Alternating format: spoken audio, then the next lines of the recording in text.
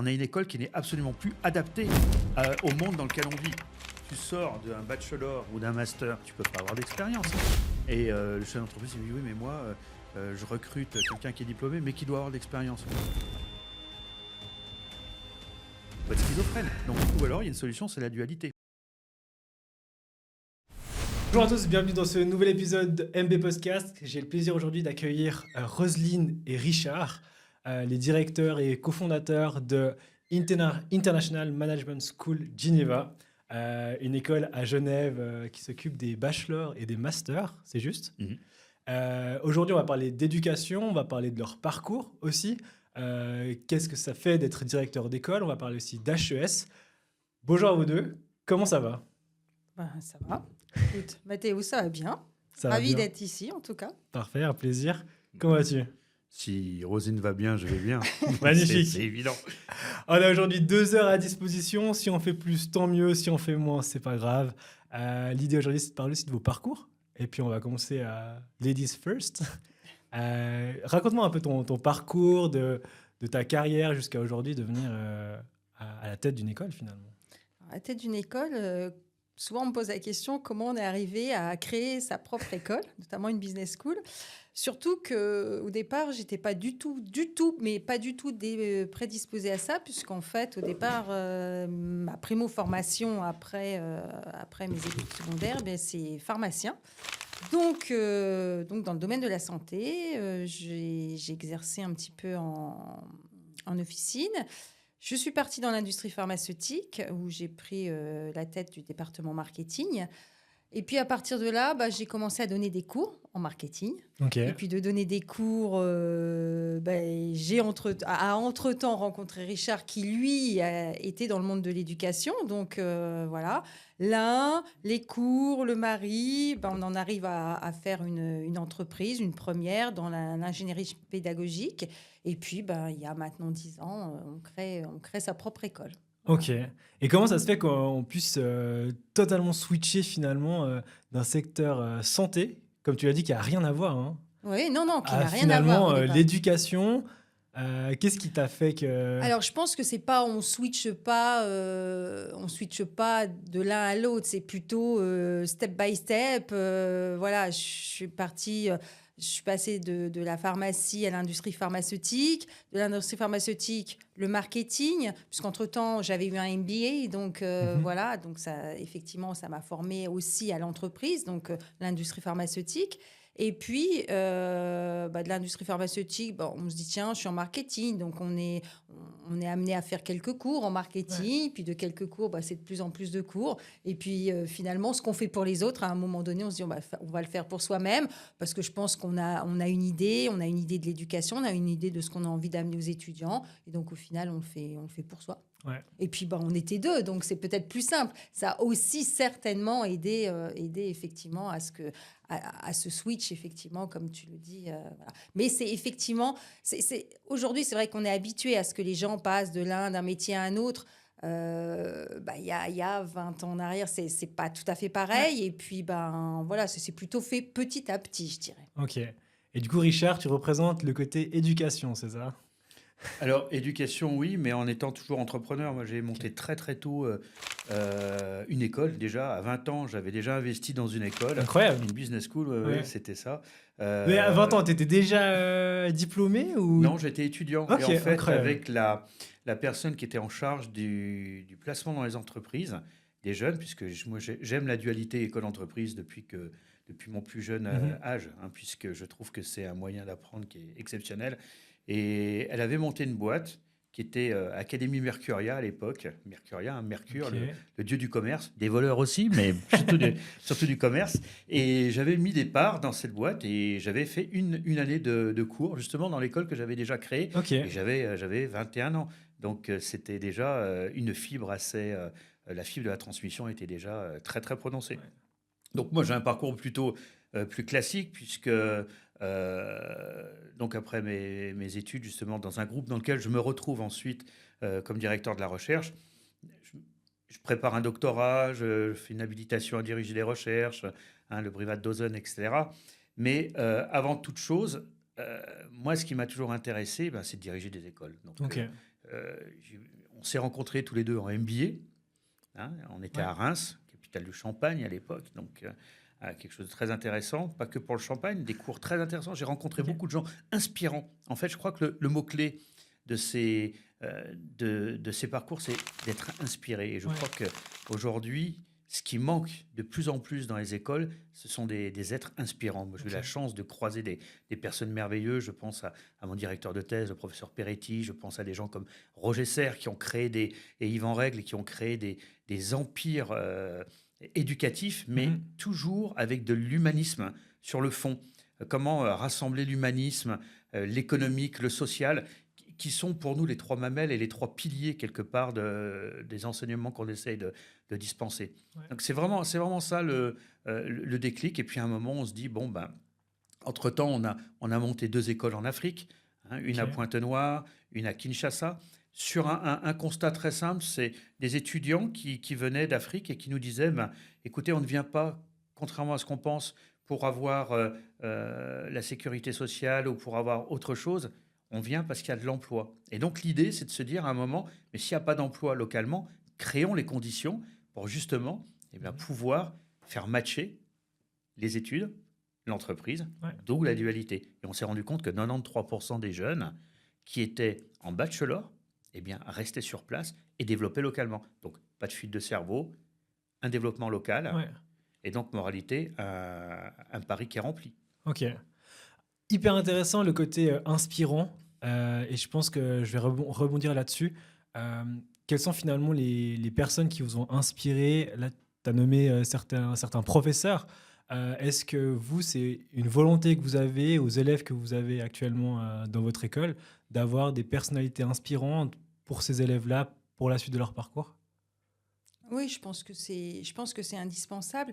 Et d'ailleurs, toutes les personnes qui interviennent dans notre école, finalement, il faut que nous, il faut que ça ait matché avec nous, en fait, avant, et qu'on se dise, tiens, on a quelque chose. Bah, Mathéo, tu vas le faire. Enfin, voilà, tu vas bientôt venir enseigner. C'est parce qu'à un moment donné, on s'est rencontrés, pardon.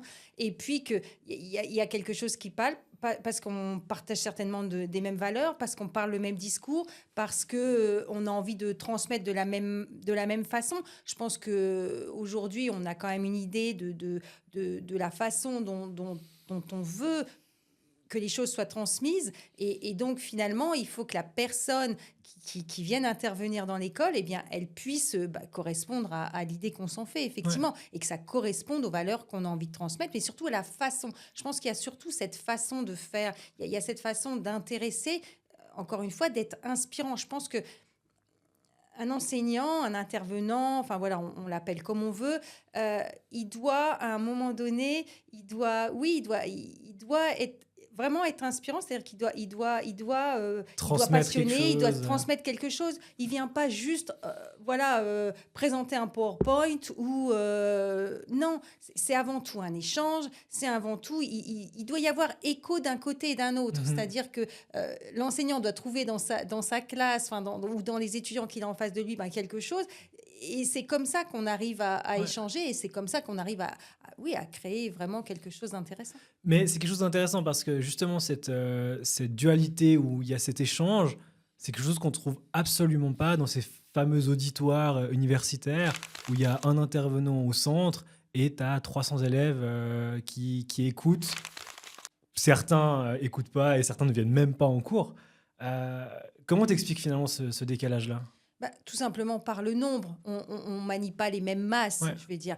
C'est sûr que quand on a 300 étudiants dans un amphithéâtre, beaucoup plus compliqué, même pour l'enseignant, même s'il a envie, beaucoup plus compliqué de pouvoir interagir. Quand on est 300, on a même si on est sur 3 heures de cours, imagine, les 300 ne peuvent pas participer. Ou alors, il faudrait donner la parole, un temps de parole, mais ça serait limité. Nous, on a choisi d'avoir des petits effectifs justement pour privilégier cet échange. Et c'est comme ça que c'est réalisable. Là, c'est un problème de nombre. Alors après, il y a un problème de volonté, peut-être de l'intervenant. Ça, je peux pas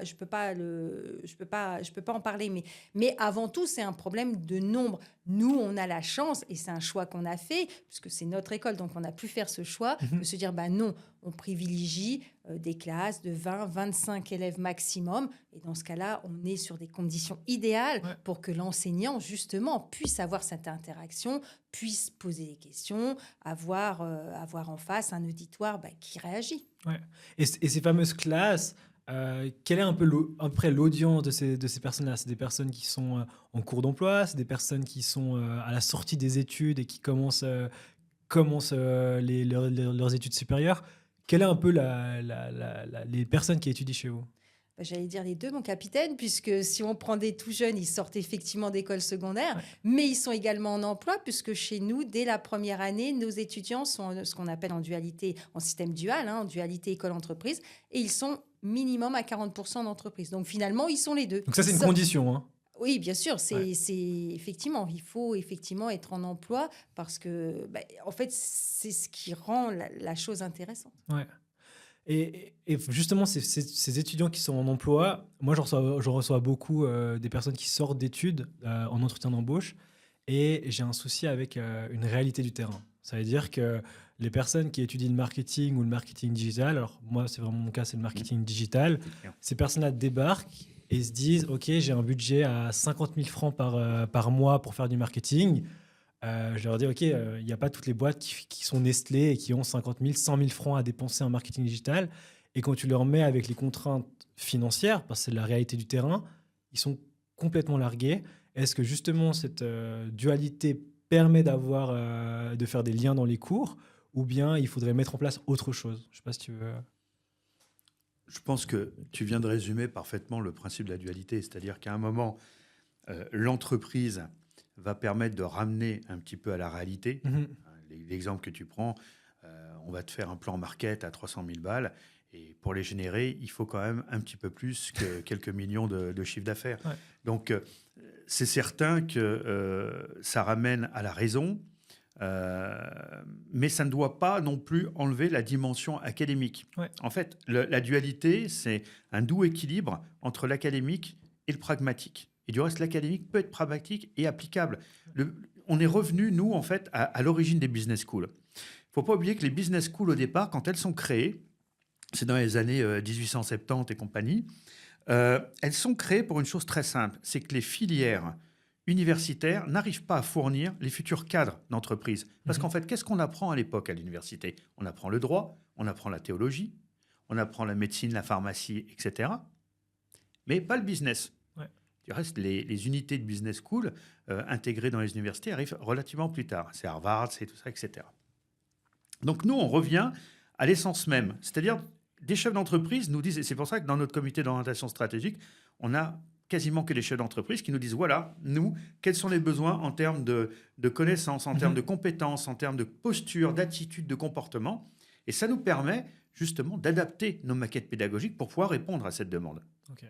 Donc, en fait, on est sur cette logique de, plutôt en amont, de dire quels sont les besoins de l'entreprise, comment nous, on peut y répondre, sans pour autant sacrifier toute la dimension de maîtriser les paradigmes, les concepts, etc. Parce que ça, c'est quelque chose qui est nécessaire, ne serait-ce qu'en termes d'éléments de langage, par rapport à un étudiant de bachelor qui va parler à un autre étudiant de bachelor, un étudiant de MBA qui va parler à un autre étudiant de MBA, qu'il soit du public ou du privé. Hein. Ouais. Les profs sont souvent les mêmes. Hein. Du reste, non, des purs produits universitaires.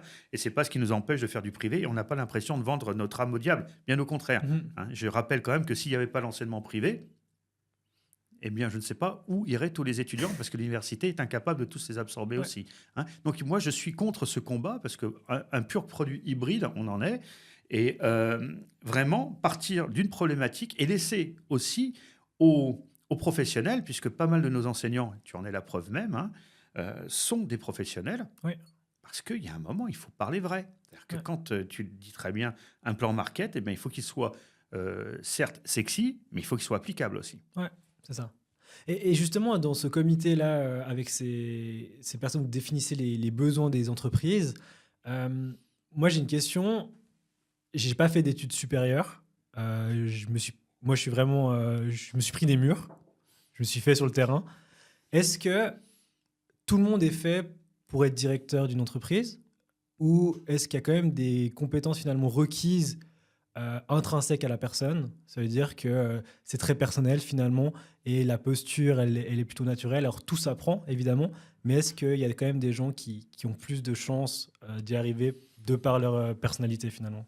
Alors, très sincèrement, beaucoup de chefs d'entreprise n'ont pas fait d'études supérieures Ok. pour la bonne et simple raison, c'est qu'ils n'ont pas eu de temps à perdre sur les bancs de l'université ou des écoles. C'est un constat qu'on fait. Néanmoins, ils y reviennent plus tard par le biais de la validation des acquis, etc. Parce que ça, c'est quelque chose qu'on sous-estime. Mais une personne qui a une dizaine d'années d'expérience professionnelle, qui a monté sa boîte et qui, au bout d'un moment, se dit « Tiens, il me manque telle compétence, eh bien, peut-être en digital, peut-être en comptabilité, peut-être sur, je sais pas, sur l'innovation, la créativité, sur autre chose », devrait pouvoir systématiquement valider, valoriser cette expérience de manière à rentrer dans un processus de diplomation et venir rechercher. Mais dans ce cas-là, moi, c'est une démarche que j'aime beaucoup parce que ça veut dire que la personne a elle-même identifié, c'est ce qu'on appelle les knowledge workers, les travailleurs du savoir, a lui-même dit, tiens, voilà ce dont j'ai besoin, voilà ce dont je dispose. Ouais. Nous, nos métiers sont des métiers de réduction de gap. On a toujours l'idéalité et la réalité, et nous, on essaie de réduire. Alors après, on le fait par du cours, on le fait par du conseil, on le fait par des conférences, par un certain nombre de choses. Mais en tous les cas, nous, notre job, c'est de faire en sorte qu'il y ait une adéquation entre la réalité et l'idéalité. Ouais. C'est le principe de la dualité. Ouais, je comprends. C'est vrai que moi, personnellement, j'ai arrêté la Haute École de Gestion en première année. J'ai passé mon année, mais j'ai arrêté parce que ma boîte me prenait plus de temps et je préférais largement développer mon entreprise plutôt que de rester, comme tu dis, sur les bancs d'école. Mais mon ego me dit un jour, je reprendrai. Oui, c'est clair. Mais d'un autre côté, l'école peut aussi te permettre de définir ton projet, de le borner un peu plus. Te permet aussi, avec les profs que tu as, de disposer de compétences, de conseils qui seraient très coûteuses si tu es chef d'entreprise, mais que tu peux avoir à disposition. Donc, il ne faut pas non plus dénigrer le fait que l'école, elle est importante aussi pour donner un cadre. Et éduquer, c'est exducérer, c'est sortir du cadre. Donc, quand on a un cadre, ça nous donne aussi la possibilité d'aller voir ailleurs, mais de revenir dans un espace qui est plutôt sécurisé, qui est l'école, où on peut s'essayer, se risquer, mais avec, in fine, un risque qui est beaucoup plus mesuré. Ouais. Et si on revient à la question au niveau des égalités, certaines personnes ont plus d'appétence à parler en public, à se vendre soi-même, finalement. Est-ce que là, vous voyez, des différences dans les élèves et qu'il y a peut-être un accompagnement qui doit être plus poussé à travers le privé que le public ?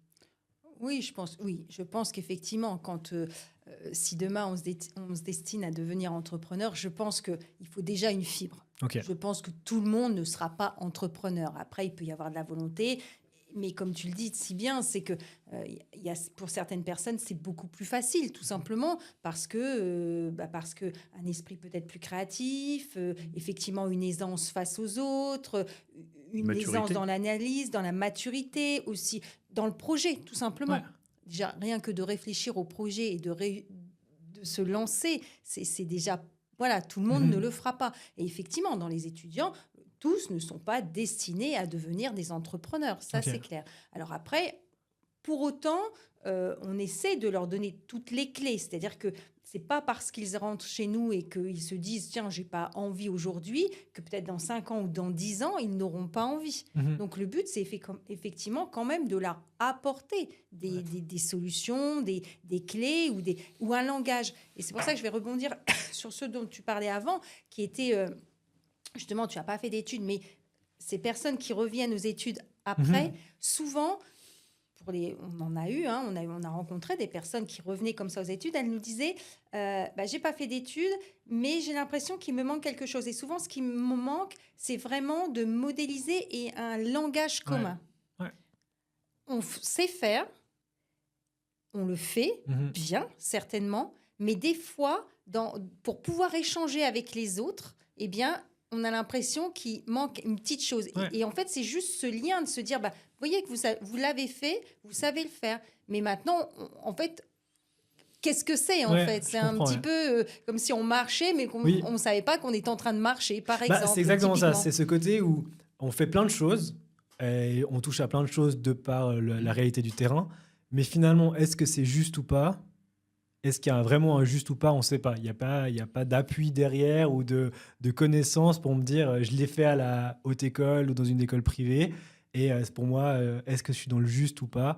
Ben, c'est toujours la différence. Mais en effet, c'est hyper intéressant de discuter par rapport à ces acquis et de revenir après aux études pour juste confirmer ou modifier un peu les différents process qu'on peut mettre en place. Mais je vais rebondir sur ce que tu dis, Mathéo. C'est pas un prof qui va te dire si c'est juste ou pas. Ouais. Si c'est juste ou pas, c'est que tu es toujours en face de moi vivant et que tu arrives à en vivre. Donc c'est juste par rapport à une situation donnée. Le prof pourra dire, bah, tiens, il y a peut-être ça à observer, il y a peut-être tel élément à entrevoir. J'ai vu ailleurs. Le gros avantage quand on est prof, moi j'enseigne aussi, et par exemple en fin de troisième année, et de master et de DBA, parce que tout à l'heure tu disais qu'on faisait du bachelor, du master, Oui. on fait du DBA aussi, on est une vraie communauté d'apprentissage, du reste avec un DBA, un doctorat, qui a été classé dans les 20 premiers DBA au monde. Ouais. Ça fait maintenant 6 ans qu'il tourne, on a une dizaine de docteurs qui sont sortis, souvent des profs de chez nous, Ok. qui justement se disent à un moment, tiens, bien, il nous manque, on a envie de faire un petit reset, une mise à jour, et ils reviennent faire de la méthodo, prendre des cours, et ils en font une thèse, ce qui est très intelligent, parce qu'en fait, leur thèse ensuite, je discutais ce matin avec Yann Vaucher, qui a fait une thèse il y a 2 ans sur l'ennui. Quand il a fait sa thèse sur l'ennui, c'est un sujet tabou, l'ennui. Oui. Quand on est nous, vous imaginez, t'imagines, on est directeur d'école, on vous parle d'ennui. Mais il faut savoir s'ennuyer. Il y a des moments, et aujourd'hui, de plus en plus, sur des problématiques d'interconnexion, d'infobésité, etc., on a besoin à un moment de se déconnecter. C'est devenu un phénomène sociétal. Il y a 3 ans, on n'en parlait pas. Donc, on est toujours un peu en avance sur ce genre de choses. Mais c'est un prof de chez nous qui, à un moment, se dit, je fais une thèse. Du coup, il a fait une thèse. Il en a fait un bouquin. Ouais. Là, il est interrogé très régulièrement sur les médias par rapport à l'ennui. Parce qu'en fait, l'ennui, qui était quelque chose, vraiment... il ne fallait pas en parler. Ben, aujourd'hui, on se rend compte que c'est nécessaire. Ouais. Pour revenir aussi sur ce que tu disais tout à l'heure, c'est que pourquoi tu veux un diplôme? Parce qu'il y a une pression sociale aussi. Oui. Parce qu'on est toujours dans le culte du diplôme. Il faut un diplôme, il faut etc., etc. Et on se dit, moi, je suis chef d'entreprise, je génère des millions, je gère des centaines de personnes. Alors, je ne parle pas pour nous, mais et puis, quelque part, je n'ai pas de diplôme. Mais ton plus beau diplôme, c'est de gérer des centaines de personnes, de faire du chiffre d'affaires et de contribuer à la cité, comme tu le fais par l'impôt, par ce genre de choses, etc. Donc, par contre, à un moment, tu as très bien dit, par ego. Ouais, c'est exactement ça. Alors, je ne sais pas si c'est de l'ego, c'est de la reconnaissance ou autre chose, mais se dire, j'ai besoin d'un stumple par rapport à ça. Ouais. Et du reste, nous, on a été la première business school, grâce à notre président des alumni, qui est capitaine de l'armée. On est entré dans le dispositif de validation des acquis militaires. Ok. D'accord ? C'est-à-dire qu'un officier ou un sous-officier supérieur qui a fait son armée, eh bien, le temps passé à l'armée, on le valorise dans nos cursus.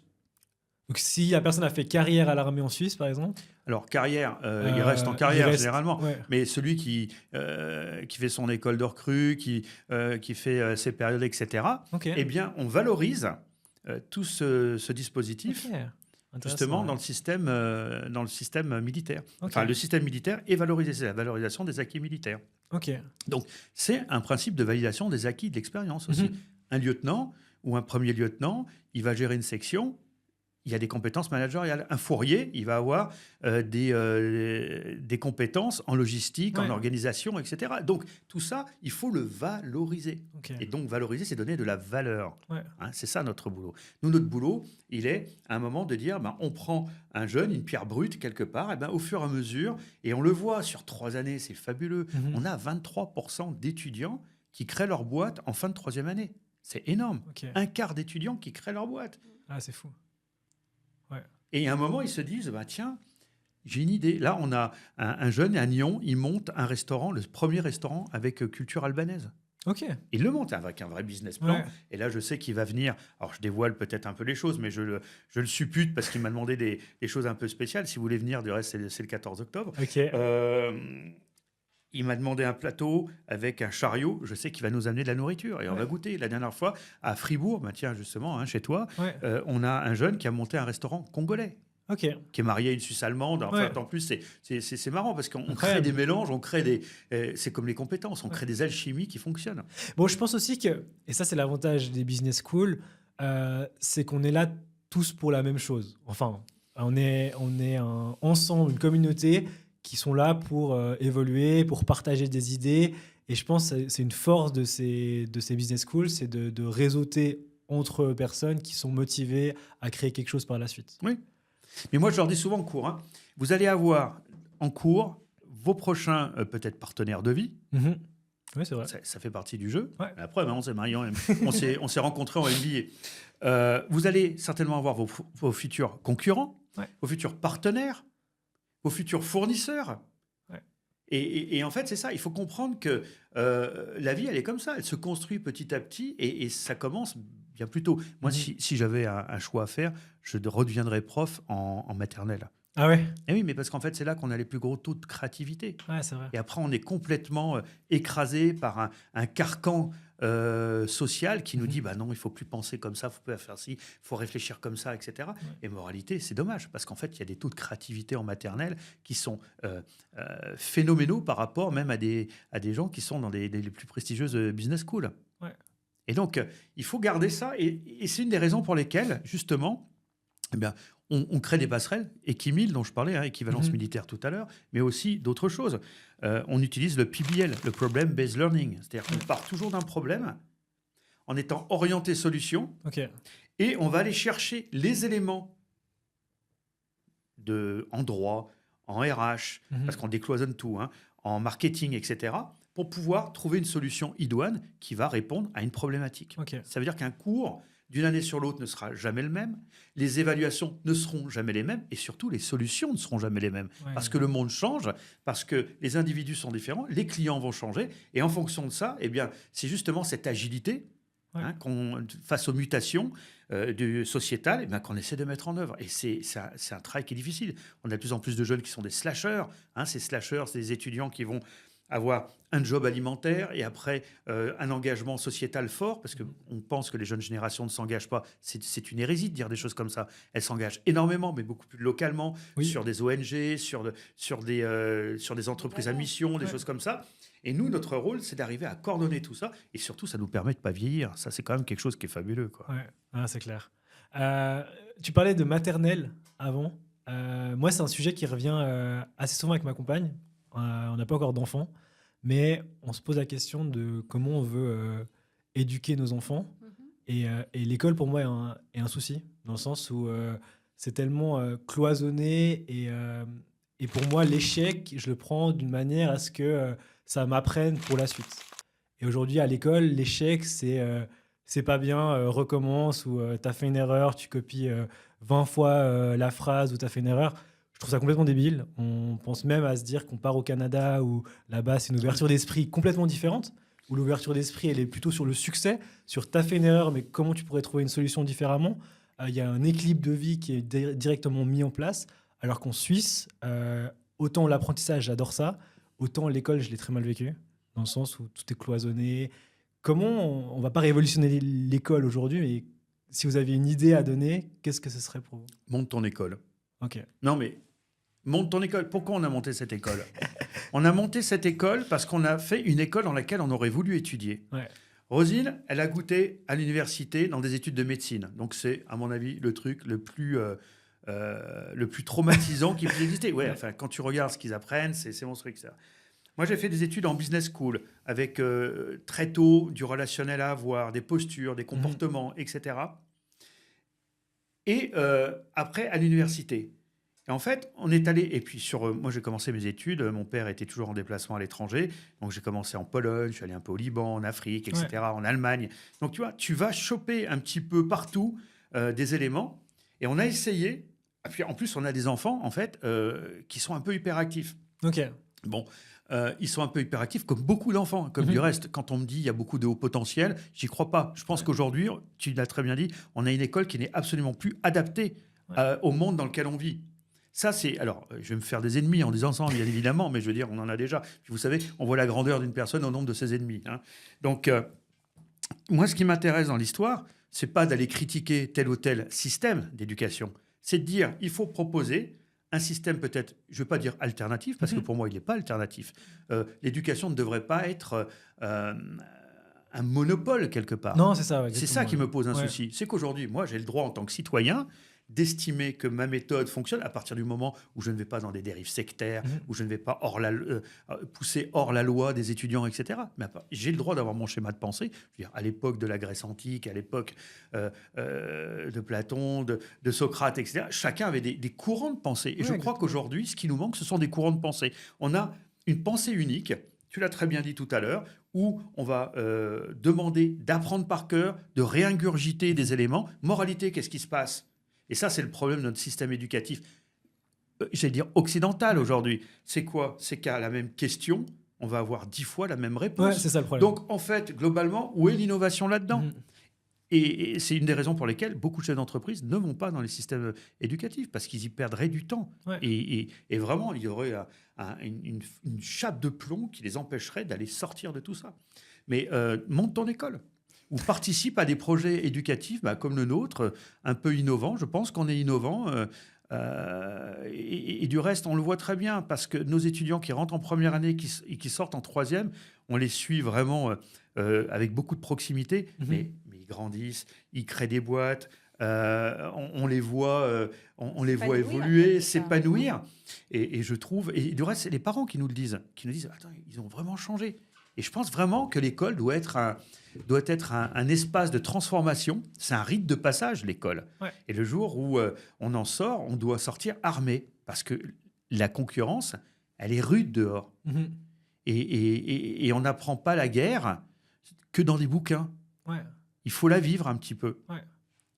Mais ça, il la vit du coup à travers votre école, en ayant finalement cette dualité. Bien sûr. De se dire, voilà comment ça se passe sur le terrain. Je pense que c'est ça qui est intéressant. Non, puis ils la vivent également, alors effectivement à travers la dualité, parce que ça leur montre la réalité de la vie professionnelle. Parce qu'aujourd'hui, je trouve qu'effectivement, les étudiants qui vont sortir sans jamais avoir mis les pieds en entreprise, il y a un gap énorme. Ouais.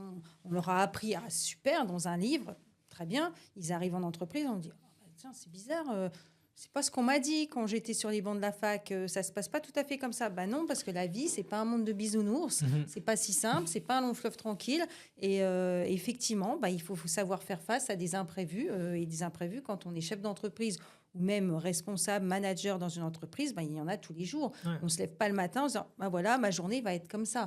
Non, souvent, on se couche le soir en se disant non, elle n'a pas du tout été ce à quoi j'attendais. Donc, il y a ça. Et puis, il y a aussi, je pense, dans la façon d'apprendre, dans la méthode pédagogique, le fait que souvent, quand on recrute nos étudiants, quand ils viennent en entretien d'admission, je leur précise bien qu'il ne va pas falloir qu'ils s'attendent à venir. Comme tu le disais tout à l'heure si bien, dans un amphi avec 300 personnes, tu viens t'asseoir.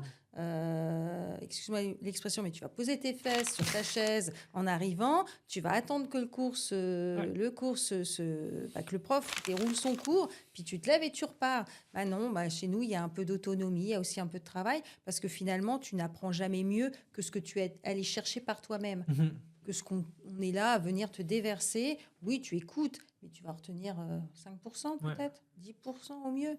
Mais au moins, si tu allais réfléchir sur une question, eh bien, tu t'es posé des questions.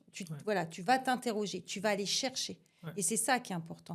Et effectivement, ce qu'on dit à nos étudiants, c'est que vous allez aller chercher, mais en plus, on ne s'attend pas à une réponse. Il va y avoir votre réponse. Ouais.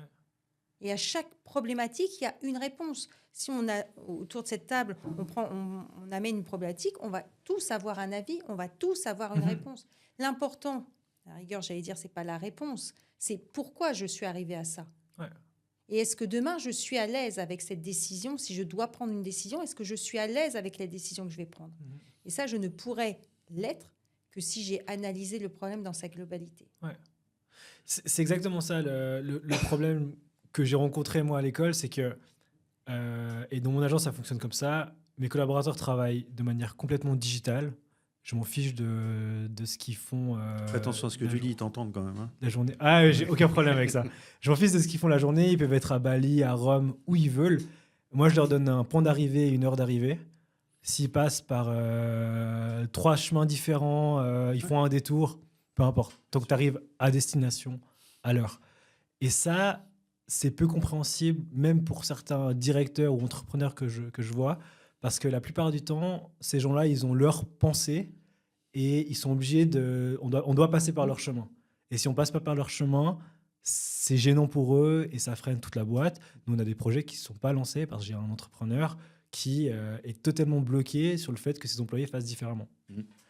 Et je pense à la business school, on l'apprend en tout cas dans cette mentalité-là. Si vous acceptez plusieurs types de réponses, bah, c'est exactement ça en fait la clé. Mais Mathéo, en fonction de ton âge, en fonction de ton origine, en fonction de ton éducation, etc., tu vas avoir des points de vue complètement différents.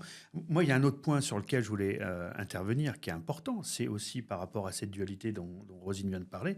C'est que la première question, la question qui tue dans un entretien, c'est est-ce que vous avez de l'expérience ? Ouais. Donc, tu sors d'un bachelor ou d'un master sans avoir mis les pieds dans l'entreprise, tu ne peux pas avoir d'expérience. Et le chef d'entreprise, il dit oui, mais moi, je recrute quelqu'un qui est diplômé, mais qui doit avoir de l'expérience. Comment Il faut être schizophrène. Donc, ou alors, il y a une solution, c'est la dualité. Autre point, c'est que ça repose sur les soft skills. Tout le monde en parle, soft skills, mais qui en fait vraiment ? Nous, on emmène tous les étudiants à l'opéra. Enfin, ils sont au Grand Théâtre. Ils ont un abonnement au Grand Théâtre de Genève parce qu'on veut qu'ils développent une compétence sur l'esthétique, sur le sensible. On travaille énormément aussi. Tous les 15 jours, il y a un cours de judo jiu-jitsu qui est imposé, avec tout le travail sur les valeurs du judo derrière et du jiu-jitsu, du bushido, etc. Parce que ça leur donne aussi la possibilité de se recroiser d'une manière complètement différente. Et puis, on travaille sur pas mal de choses comme la lutte contre les addictions. On les sensibilise aussi à tout ce qui va être la nutrition, etc. Parce qu'en fait, c'est nécessaire aujourd'hui de réfléchir aussi. On écoute les parents. Quand les parents nous disent on veut le mettre chez vous parce qu'on sait qu'il va être suivi.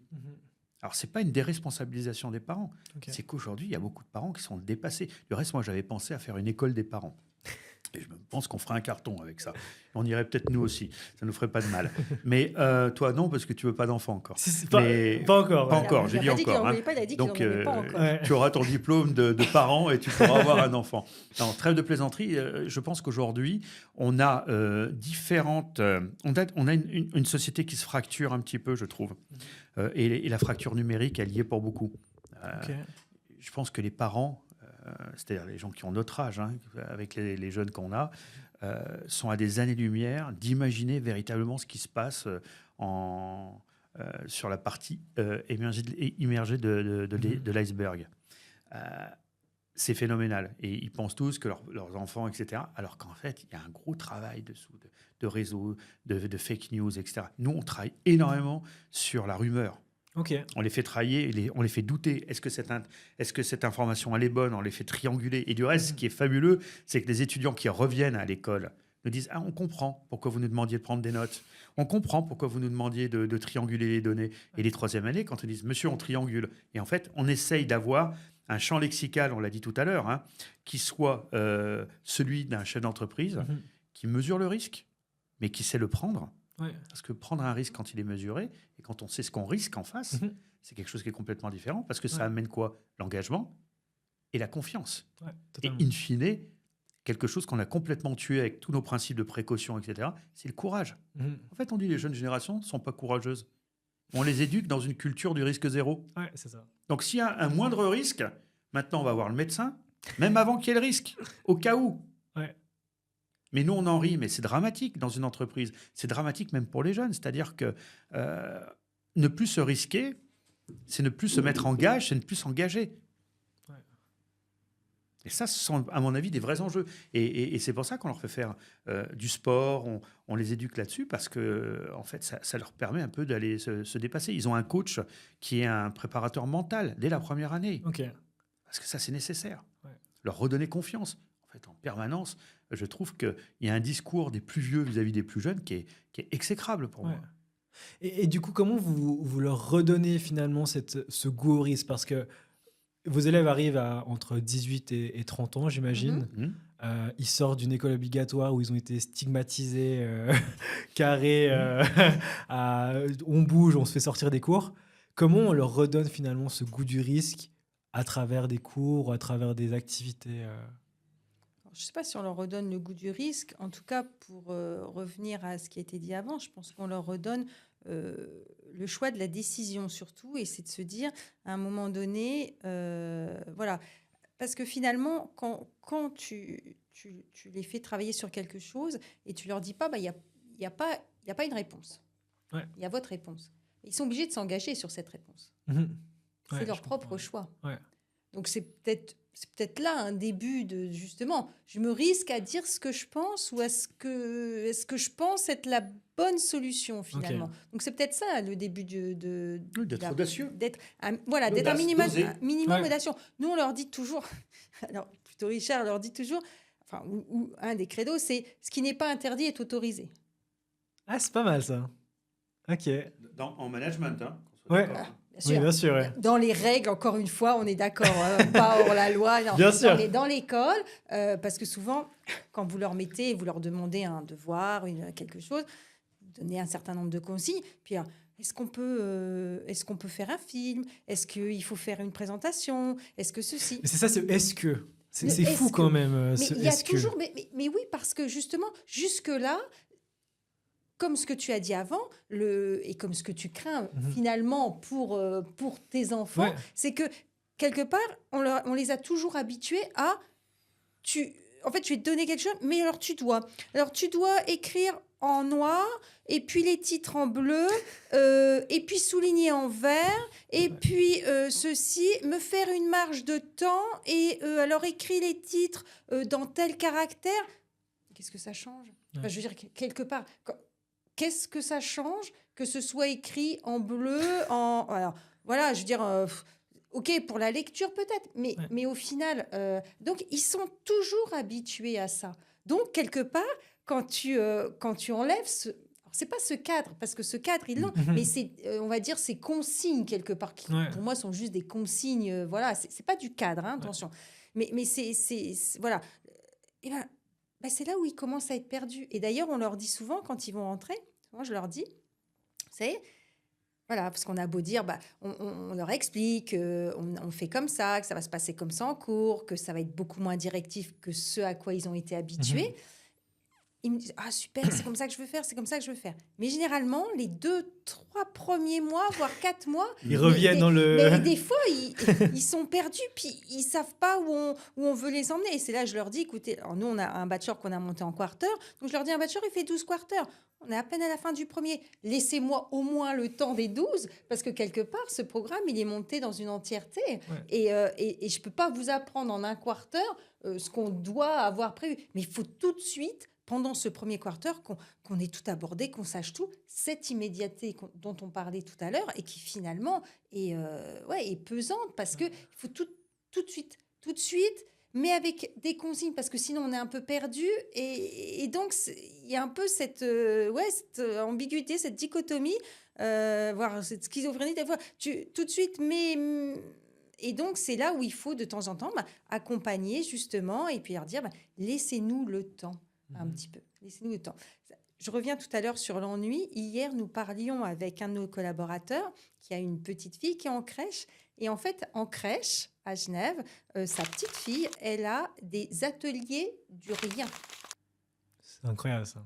Ok. Et j'ai trouvé ça génial. Ah, c'est génial. Parce qu'aujourd'hui, justement, les jeunes, les enfants, les jeunes, même ceux qu'on a nous, ils ne savent plus s'ennuyer. Il ne faut pas avoir, bien sûr, il faut toujours s'occuper. Vous les voyez tout le temps, stimulés par quelque chose. Et bien là, à la crèche, ils ont des ateliers du rien. Donc, c'est-à-dire qu'on les met dans une pièce, ils ont quelques jouets quand même, parce que ça serait un petit peu glauque si on les mettait dans une pièce sans rien. Et après, ils les laissent interagir, voir, se lever, et voilà. Et oui, c'est bien. Ouais. On est un peu dépollué par ce monde extérieur qui, en permanence, vous amène des stimuli, mais il y en a tellement qu'on n'arrive plus à les gérer. Et c'est un peu comme la data, comme l'information. Et c'est ce qu'on essaie de faire, en fait, c'est justement de faire le tri dans tout ça. Ok. Et d'essayer justement de gérer ce push permanent. C'est tout le temps. Puis de réintégrer des temporalités, parce qu'en fait, aujourd'hui, c'est ce que tu dis, c'est l'immédiateté. On a un cursus sur 12 quarters. Chaque quarter est associé à une entreprise. L'entreprise passe quelque part une commande et tous les éléments de cours viennent se raccrocher à ce projet. Donc, il faut aussi du pragmatisme, de la vision. Mais ce que dit Roselyne est tout à fait vrai. C'est qu'on a redéfini tout cela en quarter. le master, le MBA, on l'a mis sous forme de capsules. C'est 12 capsules capitalisables. En fait, aujourd'hui, on est sur de l'accumulation. Ouais. Ce que je voulais dire tout à l'heure, et ce qui est intéressant dans ce que tu dis, Rosine, c'est qu'on passe d'une relation adulte-enfant, on essaie de nous les amener à la relation adulte-adulte. Ouais. Et je crois que l'école, quand tout à l'heure je disais un rite de passage, c'est un rite qui doit transformer. Quand on vient dans les études supérieures et quand on a son bachelor, qu'on reçoit son diplôme, etc., qu'on a son chapeau et qu'on va le jeter, tout ça, c'est une symbolique. En fait, on vit dans un monde de symboles. Il y a une forme de symbolisme. On doit se préparer à être adulte. Ouais. En fait, il y a des compagnies aériennes qui, entre l'adolescent et l'adulte, ont créé l'adolescent comme catégorie. Et nous, on les récupère comme ça en adolescents. Et le but, c'est de les rendre adultes. Ouais. Et quand je dis adultes, c'est comme je leur dis, rentrez-moi dedans. Allez-y. Ouais. Mais préparez l'argumentaire. Préparez l'argumentaire. Mais moi, je ne demande que ça, que les étudiants me rendent non, monsieur, vous n'avez pas raison, pour telle chose, etc. Vous n'avez pas vérifié ça. S'il y a ça, ça veut dire qu'on a, quelque part, réussi la mission. Ouais. C'est intéressant aussi, le qu'est-ce que, là, ce fameux... le droit de devoir demander quelque chose. Moi, j'ai eu une éducation, mes parents, quand je leur demandais quelque chose, ils m'ont jamais donné la réponse. Ils me disaient, à ton avis. Et du coup, ça forçait ils se déchargeaient, du coup, parce que je posais beaucoup de questions. Mais en même temps, ça a toujours forcé la curiosité de qu'est-ce qu'il y a après. Et finalement, j'ai l'impression qu'avec votre école, vous êtes en train de recréer ça, de les réapprendre à se poser des questions et de les réapprendre à prendre des décisions par eux-mêmes en se disant, bah oui, ça j'ai le droit, j'ai pas besoin de demander la permission de Mais la curiosité, quelque chose, quoi. Mathéo, tu as prononcé le mot-clé, c'est la curiosité. Ouais. Si tu n'es pas curieux, la chance va te passer sous le nez, c'est le cas de le dire. Si tu n'es pas attentif aux signaux faibles, si tu n'es pas attentif à ton environnement, à l'autre, je crois qu'il y a des choses très basiques, comme je crois que pour... tout à l'heure, tu disais qu'est-ce que c'est qu'un bon prof, tu sais. Je pense que c'est un prof qui aime ses étudiants. Ouais, je pense aussi, ouais. Non, mais et c'est pas déviant ce que je dis. Il faut aimer l'autre. Je crois qu'il y a vraiment cette notion.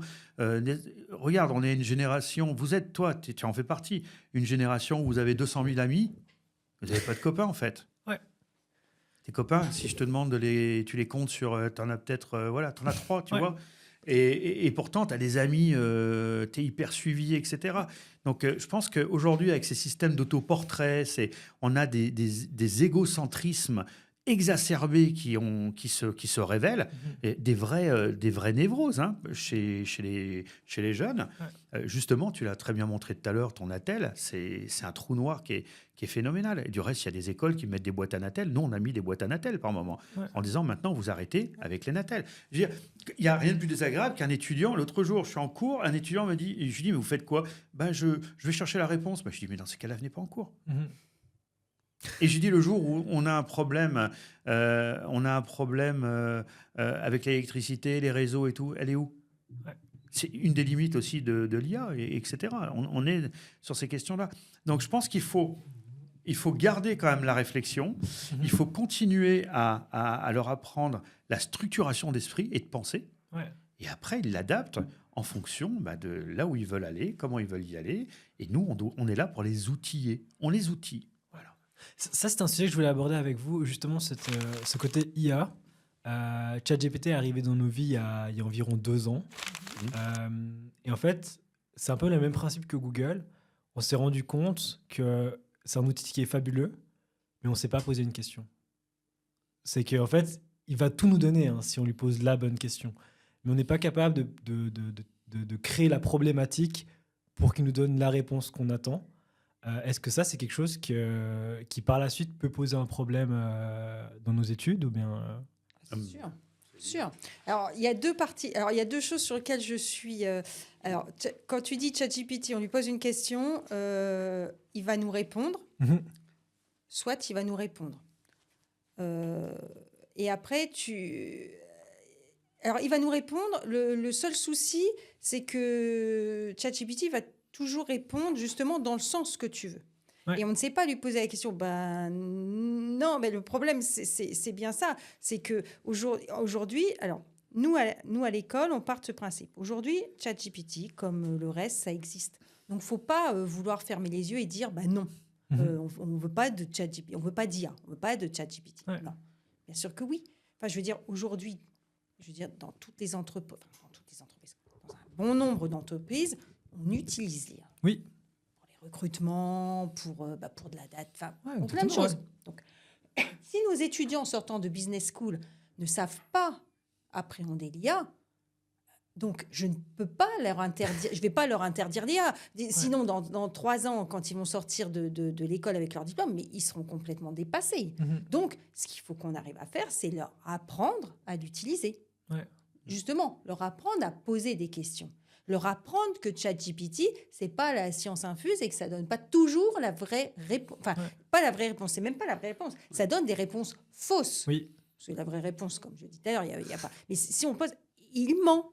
Il faut savoir que ChatGPT ment parce que de toute façon, il va toujours vouloir vous faire plaisir. Il ne sait pas dire non. Ouais.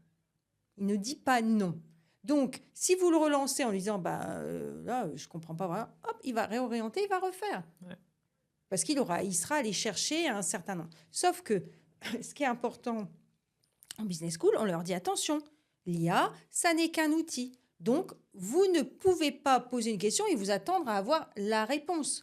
Sinon, on va tous avoir les mêmes réponses. Si vous avez déjà vu une copie, et quand même, les étudiants s'attendent de faire des copies par ChatGPT, c'est quand même encore assez identifiable. Même si maintenant, il y a un IA qui permet de remanier pour ne pas savoir qu'on a fait un IA. Bon. Après, il n'y a pas de faute d'orthographe. Donc déjà, on capte. Voilà. Déjà. Il faut être malin, du coup, il faut en laisser. Il faut en laisser. Ça veut dire qu'il faut tout reprendre. Donc, oui, donc le but, c'est effectivement de leur apprendre à manier cette IA, de leur apprendre à faire dans ChatGPT un prompt, un vrai prompt, d'en créer plusieurs en fonction des situations. Là, ça devient un outil. Mais il faut leur apprendre que ça n'est qu'un outil. Sinon, on y perd son âme. Enfin, je veux dire, si demain, c'est ChatGPT qui répond à tout et qui fait tout, nous, êtres humains, on s'arrête là. Et puis, on en revient à ce qu'on disait tout à l'heure. On en revient à une pensée unique, finalement. Et on n'a aucun avantage par rapport aux autres. Parce que si tout le monde sait manier l'IA aussi bien que moi et que je ne garde pas un certain discernement, eh bien, je suis comme celui d'à côté. Où est ma valeur ajoutée ? Et au final, c'est ça. Ce qu'on dit à nos étudiants, c'est qu'il faut que vous ayez une valeur ajoutée. Il faut que vous ayez quelque chose de différent. Quelque chose d'unique. Quelque chose d'unique. Il faut qu'on vous prenne pour quelque chose d'unique, quelque part. Et il est où ce point unique chez vous ? Et c'est ça qu'il faut chercher. Et l'IA, hélas, et je l'utilise, on l'utilise, et je vais apprendre. Il y a des cours d'IA dans notre business school, dès la première année. Parce que c'est important. Mais justement, je veux qu'ils apprennent à s'en servir. Alors, avec modération, peut-être. Mais en tout cas, au moins avec intelligence. Et avec discernement, en gardant toujours à l'idée de ce qu'est l'IA, de la façon... Parce qu'aujourd'hui, on parle d'une IA. GPT, ce n'est pas encore une intelligence artificielle, même si ça apprend, ça auto-apprend, ça reste encore... Mais peut-être que dans 5 ans ou 10 ans, on aura encore passé une étape. Quand on voit effectivement, comme tu le disais, qu'il y a 2 ans, ça n'existait pas, et où on en est aujourd'hui, on peut être amené à penser que dans 5 ans, c'est même des choses qu'on n'a même pas encore, nous, êtres humains, peut-être imaginées. Totalement, Donc, en fait, l'intérêt, c'est ça. En fait, la problématique... je vais partir sur un autre sujet, mais la problématique en business school, c'est finalement de préparer nos étudiants à un avenir qu'on ne connaît pas. Ok. Aujourd'hui, ce que je leur dis... Ou alors elle crée cet avenir. Voilà. Je ne peux pas former à un métier. Je forme à saisir des opportunités, je forme à être curieux, je forme à savoir se comporter, je forme à savoir prendre des risques, je forme à savoir analyser. Mais en soi, aujourd'hui, si vous prenez des métiers, par exemple le métier du trading, des métiers, je sais pas, des notaires et autres, mais ça évolue, c'est plus du tout le même. Et l'IA commence. Vous voyez que l'IA, même les avocats, l'IA peut commencer à plaider et à juger. Donc, imaginez, dans 5 ans, le métier d'avocat va complètement évoluer. Mais c'est ça qui est intéressant, c'est que tu as utilisé le mot « évoluer ».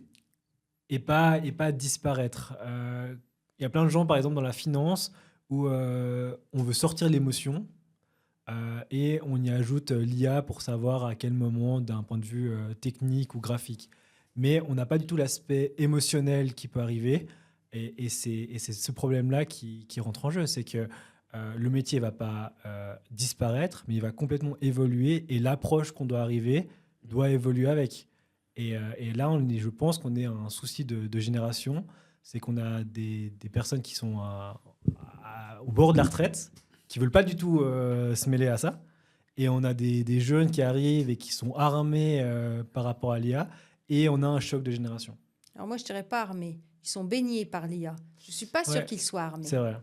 Pas armés parce que peut-être justement, et c'est là tout le souci, c'est, je dirais, comme tu le dis, tu as les gens de notre génération. Nous, on a la chance justement d'évoluer avec des jeunes, de justement manier l'IA. Mais peut-être qu'on a un certain recul qui nous permet de nous dire, voilà. Est-ce que le jeune aujourd'hui qui est né avec, c'est quelque part, ça fait partie de son monde, c'est une vérité.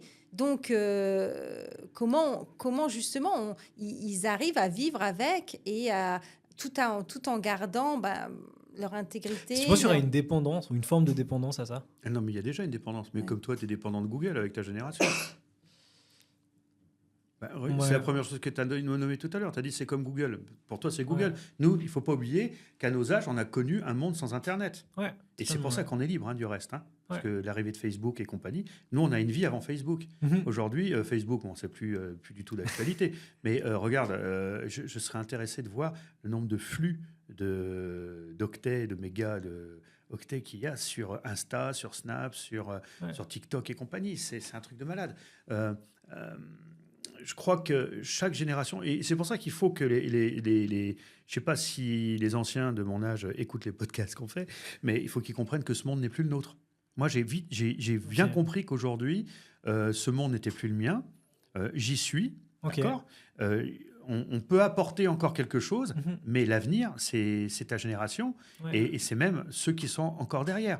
Donc, quand on est conscient de ça, on est conscient qu'il y a un moment, il faut partir, mais il faut au moins laisser quelque chose. Et je pense que nous, ce qu'on arrivera à laisser, c'est de toujours avoir peut-être... Tu vois, tu as dit une chose très juste. C'est pas disparaître, c'est évoluer. Nous, on a un directeur artistique à l'école. Je peux te dire une chose, c'est qu'une image faite par lui ou par l'IA, c'est pas du tout la même chose. Tu n'as pas le même ressenti. T'as pas la même... Même si on peut retoucher des images, c'est autre chose. Derrière, il y a une part de créativité que pour l'instant, on n'a pas avec l'IA. On a quand même débranché deux IA qui étaient en train de communiquer ensemble dans un langage qu'on était incapable de maîtriser. Donc, à mon sens, il y aura un problème d'éthique qui va se poser à un moment. Et du reste, l'éthique, nous, on est très sensible aussi à ces questions. On a le label Bicorp. On est une des rares écoles à avoir un label Bicorp. Et on s'est battu pour l'avoir parce qu'on estime qu'aujourd'hui, tout ça, tous ces critères sont des critères qui, en termes de marque employeur, par exemple, on parle beaucoup de marque employeur, eh bien, c'est ce qui rassure aussi des jeunes, de savoir qu'on est dans des boîtes qui vont prôner la transparence, qui est un petit peu d'équité, du respect, du bien-être, etc. Sans oublier une chose, c'est le travail. Je cite toujours mon directeur de thèse qui nous disait que le mot réussite, il n'y a que dans le dictionnaire qu'il arrive avant le mot travail, parce qu'il faut travailler. Et alors maintenant, on peut travailler différemment, c'est vrai. Alors l'IA peut nous aider. L'autre jour, je faisais un cours, tiens, justement, pour les doctorants sur l'utilisation de l'IA dans la recherche. Moi, je dirige une revue. La revue, quand j'ai tapé le nom de la revue, elle était née il y a pratiquement 1 siècle et demi, avec des personnages complètement inconnus. Sur 10 informations, 8 étaient fausses. Donc, si on n'a pas, Rosine l'a dit tout à l'heure, parce que c'est le discernement. Le recul nécessaire. Le recul, le discernement, la triangulation. C'est vrai, c'est un des colloques que l'on fait au mois de décembre sur le discernement. Et parce qu'en fait, aujourd'hui, on a une vraie question de confusion. Qu'est-ce qui est vrai ? Qu'est-ce qui ne l'est pas ? Il n'y a jamais eu autant de fake news. Regarde les élections, les Russes jouent dessus, les Israéliens là-dessus, les Ukrainiens. Enfin, en fait, aujourd'hui, on a une géopolitique instable aussi parce qu'il y a cette communication massive de fake news qui fait qu'en permanence, la guerre de l'information, elle n'a jamais autant fait rage qu'aujourd'hui. Et ça, on doit vraiment les préparer. Nous, souvent, je leur dis, il faut transformer ce qu'on appelle l'épistémé en métis. L'épistémé, c'est la donnée brute. La métis, c'est la ruse. Mais la ruse au sens, comment j'en crée une valeur ajoutée. C'est ce que disait tout à l'heure Roselyne.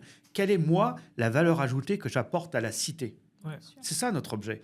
C'est ça, l'IA, en tout cas moi je l'utilise comme ça, c'est que ça va me permettre de gagner du temps dans des calculs ou dans des choses, par exemple de l'analyse de data, ça me permet de sortir les chiffres clés. Oui, mais tu as quel âge? Mais après, l'interprétation que je vais en faire de ces chiffres clés, C'est toi. c'est moi, Oui, mais quel âge as-tu? 24 ans. Voilà. Parle-en à un gamin de 12 ans qui naît avec l'IA. C'est-à-dire que l'IA est une composante de son environnement proche. Ça change complètement la vie. Ouais. C'est ça qu'il faut arriver à voir. Et vraiment, je pense qu'on va aller sur une hybridation. Alors, on n'est pas là pour faire un débat philosophique non plus, ni une conf, mais je pense que l'hybridation homme-machine, elle va être... On a aujourd'hui, dans les forces, il y a des soldats augmentés, il y a des choses sur des vraies opérations chirurgicales, sur des lentilles. Exactement. Aux États-Unis, Donc, je veux dire, on y est. On va y aller vers l'hybridation. Mais maintenant, à quel moment ça arrête d'être un homme ou un humain? C'est la vraie question. Et le jour où on n'a plus ça, qu'est-ce qu'on redevient? Mais justement, cette faculté de prendre du recul avec ces jeunes-là qui ont baigné là-dedans, ils ont 12 ans aujourd'hui, dans 6 ans ou dans 10 ans, ils arrivent dans la business school. Alors, ça aura bien évolué, mais finalement, ils n'ont pas du tout cette connaissance de cette appétence au risque qu'on parlait tout à l'heure, cette curiosité d'aller chercher l'information, parce que toute leur vie, on leur a dit de taper sur un ordinateur et ils auront une réponse déjà prédéfinie. Vous, on prépare finalement l'avenir qu'on ne connaît pas, ce que tu m'as dit tout à l'heure. Comment on pourrait les préparer à ça finalement?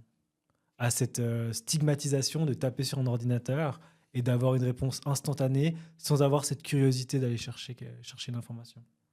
En développant la curiosité, je pense, tout simplement. En les amenant dans des boîtes qui rencontrent d'autres personnes, qui voient d'autres pratiques.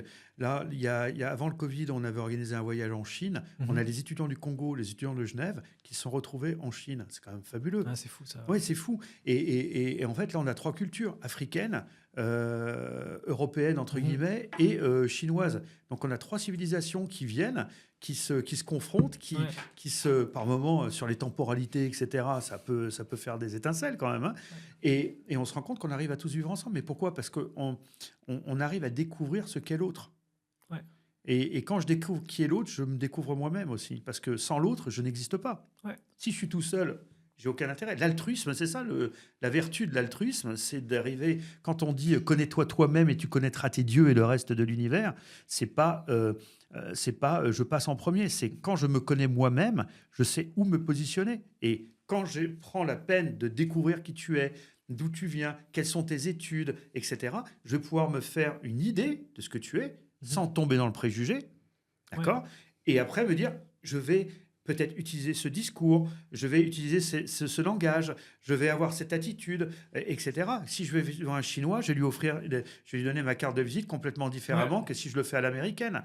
Il y a des pays où je vais serrer la main droite, où je vais pas manger avec la main gauche ou pas boire avec la main gauche, parce que dans leurs us et coutumes, il en est ainsi. Donc, en fait, le maître mot de tout cela, c'est la culture générale.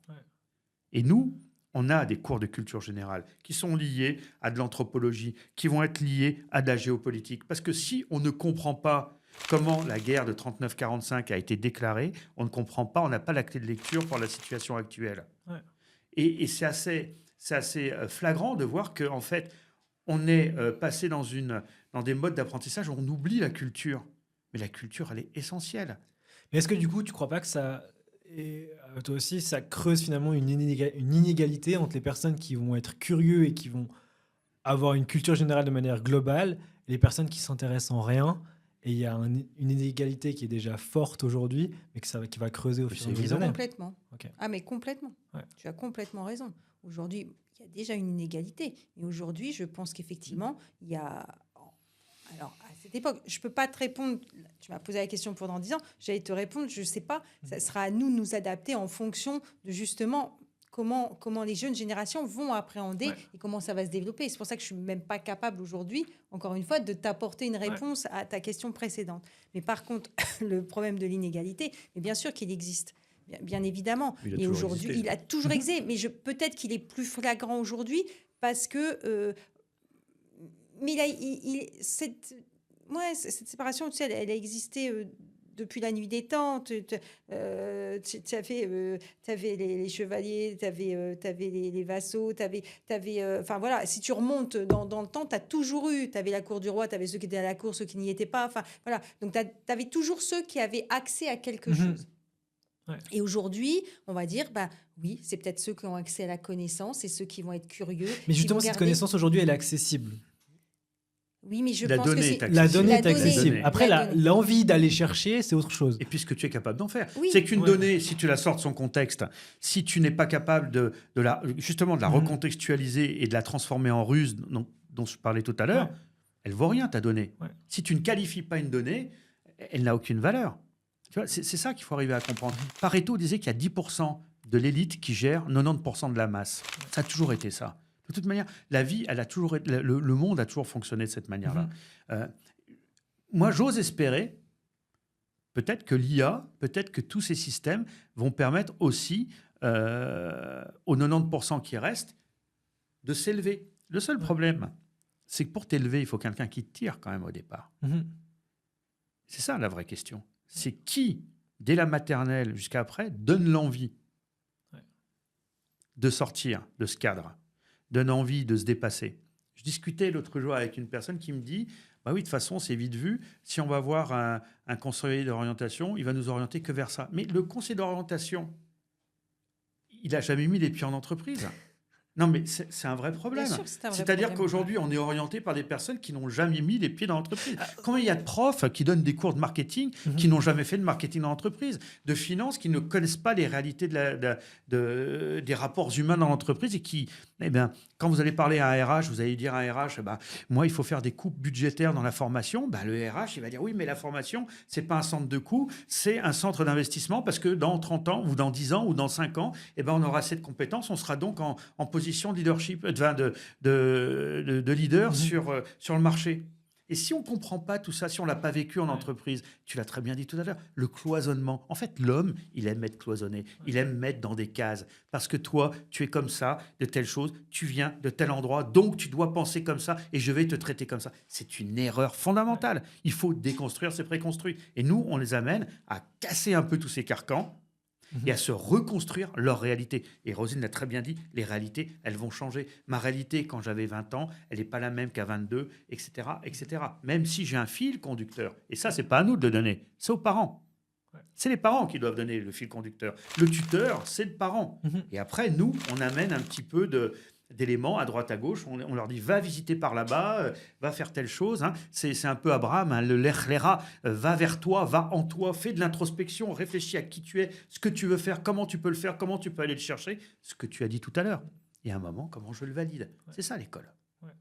Mais justement, mon père a fait 30 ans dans les banques et à 58 ans, il a fait HEP. Donc il a fait HEP et maintenant il donne à l'école obligatoire. Et il me dit, la plupart des profs, collègues actuellement, n'ont jamais vu justement le monde professionnel. Bien sûr. Et c'est nos enfants, ou mes plusieurs enfants, qui vont aller en classe avec des gens qui ont vu que HEP, donc les bancs de l'école, et passer de l'autre côté. Est-ce que là, il n'y a pas quelque chose à changer? Peut-être forcer à faire de l'entreprise durant HEP, ou histoire d'avoir cette sensibilité sur le terrain et pas être cloisonné justement à lire un livre et être devant la classe et quand tu as une élève qui a une question, non, c'est ce qui est marqué dans le livre et pas l'expérience professionnelle que tu peux amener. Là, c'est un système complet à changer, là. C'est pas pour ça que moi, je veux partir au Canada pour aller... Je pense qu'au DIP, ils vont être contents de t'entendre dans ça. Non, mais nous, on va pas te dire l'inverse, parce que c'est ce qu'on défend, c'est ce qu'on souhaite. Voilà. Après, oui, mais qui nous a dit il n'y a pas longtemps qu'il avait pas... Enfin, après, il y a une structure à avoir. Je veux dire, tu sais, il faut pas non plus. L'idée, c'est pas de. Il faut pas tout jeter. Exactement. Dans tout ce qui est école obligatoire, etc., ça permet aussi d'avoir un minimum d'analphabètes, ça permet d'avoir des Bien sûr, personnes qui ont un bien sûr, minimum totalement. de culture. Enfin, il faut quand même penser que nous, on joue sur du luxe. Mhm. On a 25 étudiants maximum Ouais. par classe. Quand il y en a 10 000, 20 000 ou 30 000 à gérer, on est bien obligé de mettre des programmes qui correspondent à peu près à tout le monde, de manière à s'assurer que l'ensemble des citoyens bénéficient au minimum de quelque chose. Après, on peut intervenir. Ok. D'accord ? Mais il est évident qu'à un moment, l'apprentissage de l'écriture, il se fait d'une certaine manière. Mhm. Après, la culture générale, elle doit se faire d'une certaine manière. Il y a des ouvrages à lire, il y a un certain nombre de jalons qu'il faut absolument respecter pour être éduqué. Ouais. Et j'ai justement l'impression que cette école-là, elle devrait apporter justement cette fameuse culture générale, mais elle en dégoûte plus qu'elle apporte. C'est que on se retrouve à devoir lire quelque chose qui nous intéresse pas forcément, et du coup, après, on le garde. On dit, ah non, ce livre m'a pas du tout intéressé durant mes études. Et en fait, j'ai pas du tout envie de lire un autre auteur parce qu'on me l'a forcé. Alors, j'allais dire, si tu demandes l'avis forcément des élèves ou des étudiants, il y a toujours quelque chose. La problématique vient peut-être pas du fait qu'on t'ait forcé à le lire, mais peut-être de ce qui s'est passé après. C'est-à-dire on te demande de le lire, pourquoi pas ? Je veux dire que la personne qui te demande de le lire, peut-être qu'elle pense qu'il y a un intérêt à ce que tu le lises. Par contre, la problématique, elle a peut-être été ensuite. C'est-à-dire que après que tu aies lu le livre, si on t'a dit, ben, tu m'expliques. Par contre, si on te l'avait commenté, si on t'avait expliqué, si on avait échangé avec toi sur ce livre, Bien peut-être que tu aurais eu une autre vision. Ouais, totalement. Tu vois ? Ouais. Donc, c'est pas dans le fait d'obliger à faire quelque chose. Tu as senti que c'était obligé parce que tu n'en as pas tiré un profit ou parce que tu n'en as pas trouvé un intérêt. Exact, ouais. Mais en fait, c'est comme tout. C'est en fait, je pense qu'on a tous la même base, c'est-à-dire qu'on va tous apprendre un peu les mêmes choses. Après, c'est de la façon dont tu l'amènes, encore une fois. Tout à l'heure, c'est dans la façon dont tu vas le faire et dans la façon dont tu vas expliquer pourquoi tu dois le faire. Ouais. Un peu comme les maths, tu as des gens, ils te disent, mais j'aime pas les maths, ça me sert à rien. Oui, mais si on t'expliquait les maths, notamment déjà rien que dans la vie de tous les jours, que tu le pratiques. Non, mais je m'adresse aux filles, vous allez faire les soldes. Si vous ne savez pas que 50% ça fait tant, bah, vous n'allez pas savoir combien. Bah, c'est des maths, hein, je suis désolée, mais ça fait partie des maths basiques qu'on apprend. Donc peut-être que si on montrait les maths de cette façon-là et qu'on allait finalement dans un magasin en disant, bah voilà, ou alors chez le primeur pour dire, bah voilà, mon kilo de pommes, il vaut tant, et puis je vais en prendre 1,5 kg, bah, ce serait peut-être plus simple finalement que de faire ça sur un livre. Tu vois, finalement, tout est dans l'intérêt. Et comme dans la lecture, si derrière, tu n'as pas... si on te fait lire un livre pour faire lire un livre... C'est le contexte, finalement, qu'il faut amener C'est le derrière. contexte et la finalité. Ouais. Et l'intérêt. Je pense qu'aujourd'hui, il faut trouver un intérêt. Tu disais tout à l'heure, on a accès aujourd'hui, avec les Natel, avec Internet, à la connaissance. Non, on a accès à des données. Ce qui n'est déjà pas pareil pour moi. Et en plus, mais ces données, si elles n'ont pas d'intérêt, ça reste de la donnée. Ça reste, tu vas lire, puis tu vas en faire quoi finalement ? Mais si derrière tu ne trouves pas un intérêt, bah, tu vas pas l'analyser, tu vas pas aller plus loin. Encore cette curiosité dont on parlait tout à l'heure. Oui, puis comme tu dis, l'environnement. Je veux dire, tu lis Proust à 18 ans et tu lis à 40, tu vas le voir d'une manière complètement différente. Donc ce qu'il faut, c'est qu'à 18 ans, il faut avoir des profs inspirants. Je pense que moi j'ai eu en philo, j'ai une prof hyper inspirante. Elle avait passé son doctorat de philo à 40 ans. Et elle dit, c'est bête de faire un doctorat en philo avant. Parce qu'en fait, on n'a pas l'expérience de vie. Alors, c'est deux choses différentes, hein, parce que pour être prof, il faut avoir un doctorat, etc. Donc, tout dépend des profils de carrière qu'on veut avoir. Mais, je veux dire, on a quand même une appréhension du monde qui va être complètement différente. Et vraiment, je crois qu'il faut... le maître mot, c'est l'inspiration. Il faut être inspirant. Il y a un très, très vieux professeur, alors qui est français, qui s'appelait le professeur André de Peretti, que j'ai eu la chance de croiser, qui est décédé à 103 ans. Et qui avait toujours dit une chose, quand on est prof, il faut colibrier, c'est-à-dire qu'il faut être comme un colibri. Et le colibri, c'est cet animal qui se rapproche petit à petit, sans jamais heurter l'autre.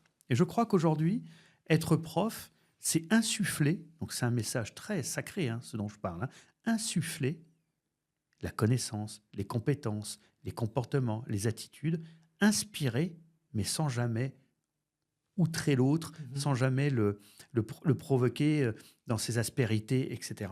Et l'amener peut-être à un moment, petit à petit, à se rectifier. C'est-à-dire s'enjoliver, se polir, c'est ça être poli, se polir en gardant les aspérités. Parce que si toutes les pierres d'un mur étaient toutes lisses, comme on a envie de le faire aujourd'hui, le mur, il ne tient pas. Il faut mettre un ciment. Or, les vrais murs, ils tiennent qu'avec les aspérités. Si tu marches sur le sol, c'est que tes semelles font de l'aspérité. S'il n'y a pas d'aspérité entre ta semelle et le sol, ben, je peux te dire que tes genoux et ton occiput va s'en ressentir tout de suite. Donc, en fait, arriver à respecter l'autre dans ses aspérités, et en fait, l'école, c'est le lieu d'apprendre à vivre ensemble. Ouais. C'est l'endroit où on doit prendre plaisir à venir apprendre.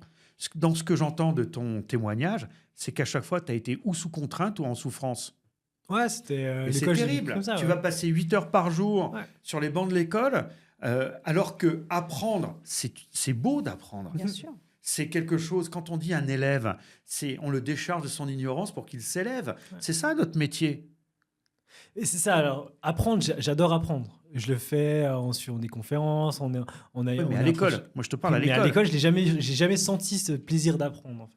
Ouais, oui, tu allais à l'école par contrainte sans jamais te dire, tiens, aujourd'hui, je vais progresser parce qu'aujourd'hui, on va m'avoir appris ça, ou je vais avoir une notion supplémentaire, ou je vais ceci. Et c'est ça. Oui, mais à quel moment tu as dit ça pendant tes études? Moi, on m'a jamais dit ça pendant mes études. Jamais.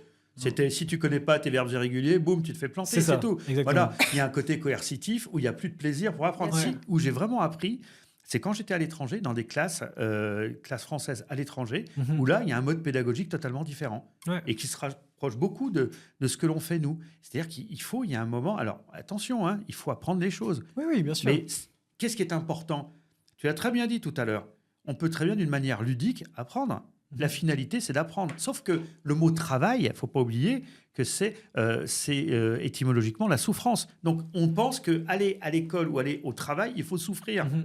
Alors que ça peut être une source d'épanouissement. Ouais. L'école doit être une source d'épanouissement, une source de liberté. Un citoyen, il doit s'être fait plaisir à l'école parce qu'il devient un citoyen responsable. Il comprend les environnements. Sinon, qu'est-ce qu'on fait? On reproduit les mêmes choses. Et quand on redevient prof, qu'est-ce qu'on fait? On va se venger un peu sur les étudiants de ce qu'on a vécu soi-même. On va reproduire, c'est ce qu'on appelle les scarifications transgénérationnelles. Hein. C'est-à-dire, on va reproduire en permanence ce qu'on a vécu avant. Mais on ne peut pas évoluer comme ça. C'est pas possible. C'est pas possible. Et j'ai envie de revenir là sur ce que tu m'as dit sur le Bicorp, le label finalement. Nous, les jeunes, on est assez stigmatisés sur le fait qu'on ne fait pas grand-chose et qu'on travaille moins et on veut plus. On pense, nous, à notre bien-être, et c'est une réalité aujourd'hui, où moi, c'est important pour moi d'aller à la salle de sport, c'est important de ne pas penser qu'au travail. Est-ce que c'est quelque chose que vous avez ressenti, vous, sur les 10 dernières années, où les étudiants ont cette mentalité qui ont peut-être changé et qui pensent un peu plus à leur vie personnelle plutôt que la vie professionnelle qui se fait aux entreprises? Oui, c'est quelque chose qui aujourd'hui se fait ressentir. D'ailleurs, de toute façon, aujourd'hui, on parle, il y a 15 ans en arrière ou 20 ans en arrière, de bien-être au travail, on accompagne, on fait différentes choses. Oui, c'est tout, ça fait partie encore une fois, ça fait partie de l'évolution. Peut-être que justement, ces jeunes ont peut-être vu des parents qui, à un moment donné, travaillaient trop. En fait, des fois, on se construit compte. C'est justement parce qu'on a vu quelque chose, on se dit, mais non, je veux pas ça. Partir à 6 heures, revenu à 7h30, je veux pas ça. Donc, aujourd'hui, oui, effectivement, dans les nouvelles générations, il y a cette envie de prendre du temps pour soi, de faire d'autres choses. C'est-à-dire qu'on ne passe plus sa vie au travail. Je pense que le télétravail est allé aussi dans ce sens depuis Covid, parce que ça aide aussi à travailler depuis chez soi. Alors après, il y a du pour, il y a du contre, ça dépend aussi des secteurs, ça dépend de ce qu'on fait, c'est applicable, pas applicable. Mais le fait que les jeunes, oui, aujourd'hui, mais comme ils ne vont plus non plus dans des entreprises qui ne vont pas aller dans leurs valeurs. Ils quittent les entreprises parce qu'elles ne correspondent pas à leurs valeurs. Ouais. C'est quelque chose. Mais et ça, c'est un phénomène qui est nouveau ou bien c'était quelque chose qui, avant, finalement, Non, en fait, c'est vraiment, il y a un changement de rapport au travail chez les jeunes générations. Mais Moi, j'ai envie de vous dire une chose, c'est que nous, on aurait eu le choix de le faire. Je pense qu'on aurait été comme vous. Hein. Ok. Nous, on fait partie de la génération X. C'est la première génération sans nom, hein, qu'on appelle la génération sacrifiée. Déjà, on était très peu nombreux. On avait les anciens qui ne voulaient pas partir et les nouveaux qui nous poussaient. Donc, en fait, on est une génération qui est complètement pressurisée. Ouais. D'accord. Les générations qui arrivent derrière, hein, les digital, les millennials, les Z, les alpha, etc. En fait, il y a une vraie rupture de paradigme quand nous, on amenait du boulot à la maison, vous amenez la maison au boulot. Ouais, ok. Ouais, Tu vois ce que je veux dire, c'est qu'aujourd'hui, nous, à notre époque, tu aurais commandé quelque chose en ligne sur Internet. Alors, c'était déjà difficile parce que nous, Internet, on ne l'a pas eu tout de suite. Mais au boulot, c'était quasiment une faute grave, quoi. Ok, ouais. Alors qu'aujourd'hui, tu regardes, tu recommandes ton truc, tes vacances, ton truc, etc. Et ça va dans le sens de ce que tu disais tout à l'heure, sur l'agilité, d'ailleurs, de se dire, et de la fluidité, de se dire, bon, à partir du moment où le boulot est fait, où est le problème ?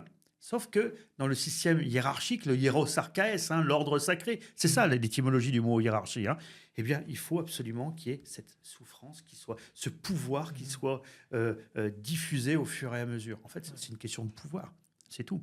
Okay. Et je crois qu'aujourd'hui, vous êtes beaucoup plus retors au pouvoir parce que vous aimez les organisations qui sont un peu plus plates, agiles, etc. Libérées, on a parlé de l'entreprise libérée. Et puis surtout, il y a la responsabilité sociale et sociétale des entreprises qui a pris un essor. Moi, j'ai fait partie aussi, déjà depuis 25-30 ans, de gros mouvements sur la responsabilité sociale. Je crois vraiment que, du reste, à la fin de ma thèse, moi, j'avais fait ma thèse, c'était est-ce que les jeunes de zones périurbaines, est-ce que leur réussite professionnelle est impulsée par l'appartenance à un cadre ? Donc, on est complètement dans le débat d'aujourd'hui. Ouais. Et j'arrivais à démontrer que 30% des individus que j'observais qui avaient réussi. Alors, pour moi, la réussite, c'était très simple. Il y avait une dualité déjà école-entreprise. Donc, c'était leurs notes, leur évaluation en entreprise et les notes qu'ils avaient à l'école. Et je faisais avec ça une note de compétence, entre guillemets. Puisqu'une compétence, c'est une combinaison de connaissances et d'expériences qui sont observables et validables en situation professionnelle. Donc, j'avais une vision assez précise. 30% d'entre eux sont expliqués de cette manière-là. Je me dis, c'est génial, 30%. D'accord ? Et d'un autre côté, on me dit, oui, mais qu'est-ce qu'on fait des 70% qui restent ? Et en fait, la fin de ma thèse, je posais déjà la question, c'était en 2006, est-ce que ce n'est pas à l'entreprise, alors que le chef d'entreprise n'est pas formé pour ça, hein, est-ce que ce n'est pas à l'entreprise de prendre le relais et de former ? Et je crois qu'aujourd'hui, on s'en rend compte de plus en plus. Vous allez, alors ta génération en particulier, Théo, vous allez dans l'entreprise si vous apprenez quelque chose, si elle vous apporte quelque chose. Sinon, vous en partez. Ouais. C'est-à-dire qu'il n'y a plus cette soumission-démission, c'est ça ne m'apporte pas, je m'en vais. Oui. On me traite mal, ou c'est mieux à côté, il n'y a pas le principe d'équité. Vous, le maître mot, c'est l'équité. Je ne suis pas traité de la même manière, à compétence égale avec quelqu'un d'autre à côté, je m'en vais. Ouais. C'est tout. Exact. Et nous, on appelle ça de la volatilité, pour ma génération, mais pour vous, c'est une perte d'équité. Donc, après, c'est une question de vocabulaire. C'est une question de posture aussi. Et franchement, je crois vraiment que si nous, on avait eu la chance de pouvoir faire ce que vous faites, on l'aurait fait avant vous. Okay, ouais. Vraiment. Nous, on n'a pas eu le choix. Il ne faut pas oublier, nous, on est la génération Tchernobyl. Ça te dit quelque chose ? Génération SIDA. Je te rappelle quand même que nous, à 17-18 ans, quand tu étais avec une fille ou un mec sans préservatif, tu risquais la mort. Ouais. Tu vois, ça change complètement ta vision du monde. Ouais, le contexte, finalement. Ah, mais le contexte, c'est complètement fou. Ça te change complètement la vision du monde. Donc, aujourd'hui, alors, il y a d'autres choses aujourd'hui. Hein. Moi, ce qui me fait très peur aujourd'hui, pour vous, pour votre génération, c'est tout le principe des addictions. C'est pas que l'addiction au téléphone, hein. C'est au sucre, c'est à toutes les substances illicites, etc., etc. Et tout à l'heure, tu me parlais de salles de sport. Aujourd'hui, il y a des désocialisations qui s'organisent parce que les personnes perdent le lien social parce qu'ils vont à la salle de sport. Pourquoi ? Parce qu'il y a une forme d'hédonisme sur ces autoportraits dont on parlait, les selfies tout à l'heure. Je dois ressembler à ça, etc., avec des abdos, machin. Et en fait, quand on vous met sur un tatami, après, il n'y a plus personne. Tu vois, en fait, ce qui me fait peur aujourd'hui, c'est qu'on soit passé, nous, d'un monde hyper... alors, nous, on est une période de transition, mais tu prends les 68 arts, etc., qui sont passés d'un monde totalement fou, à vous, aujourd'hui, à un monde qui va être un monde beaucoup de l'image.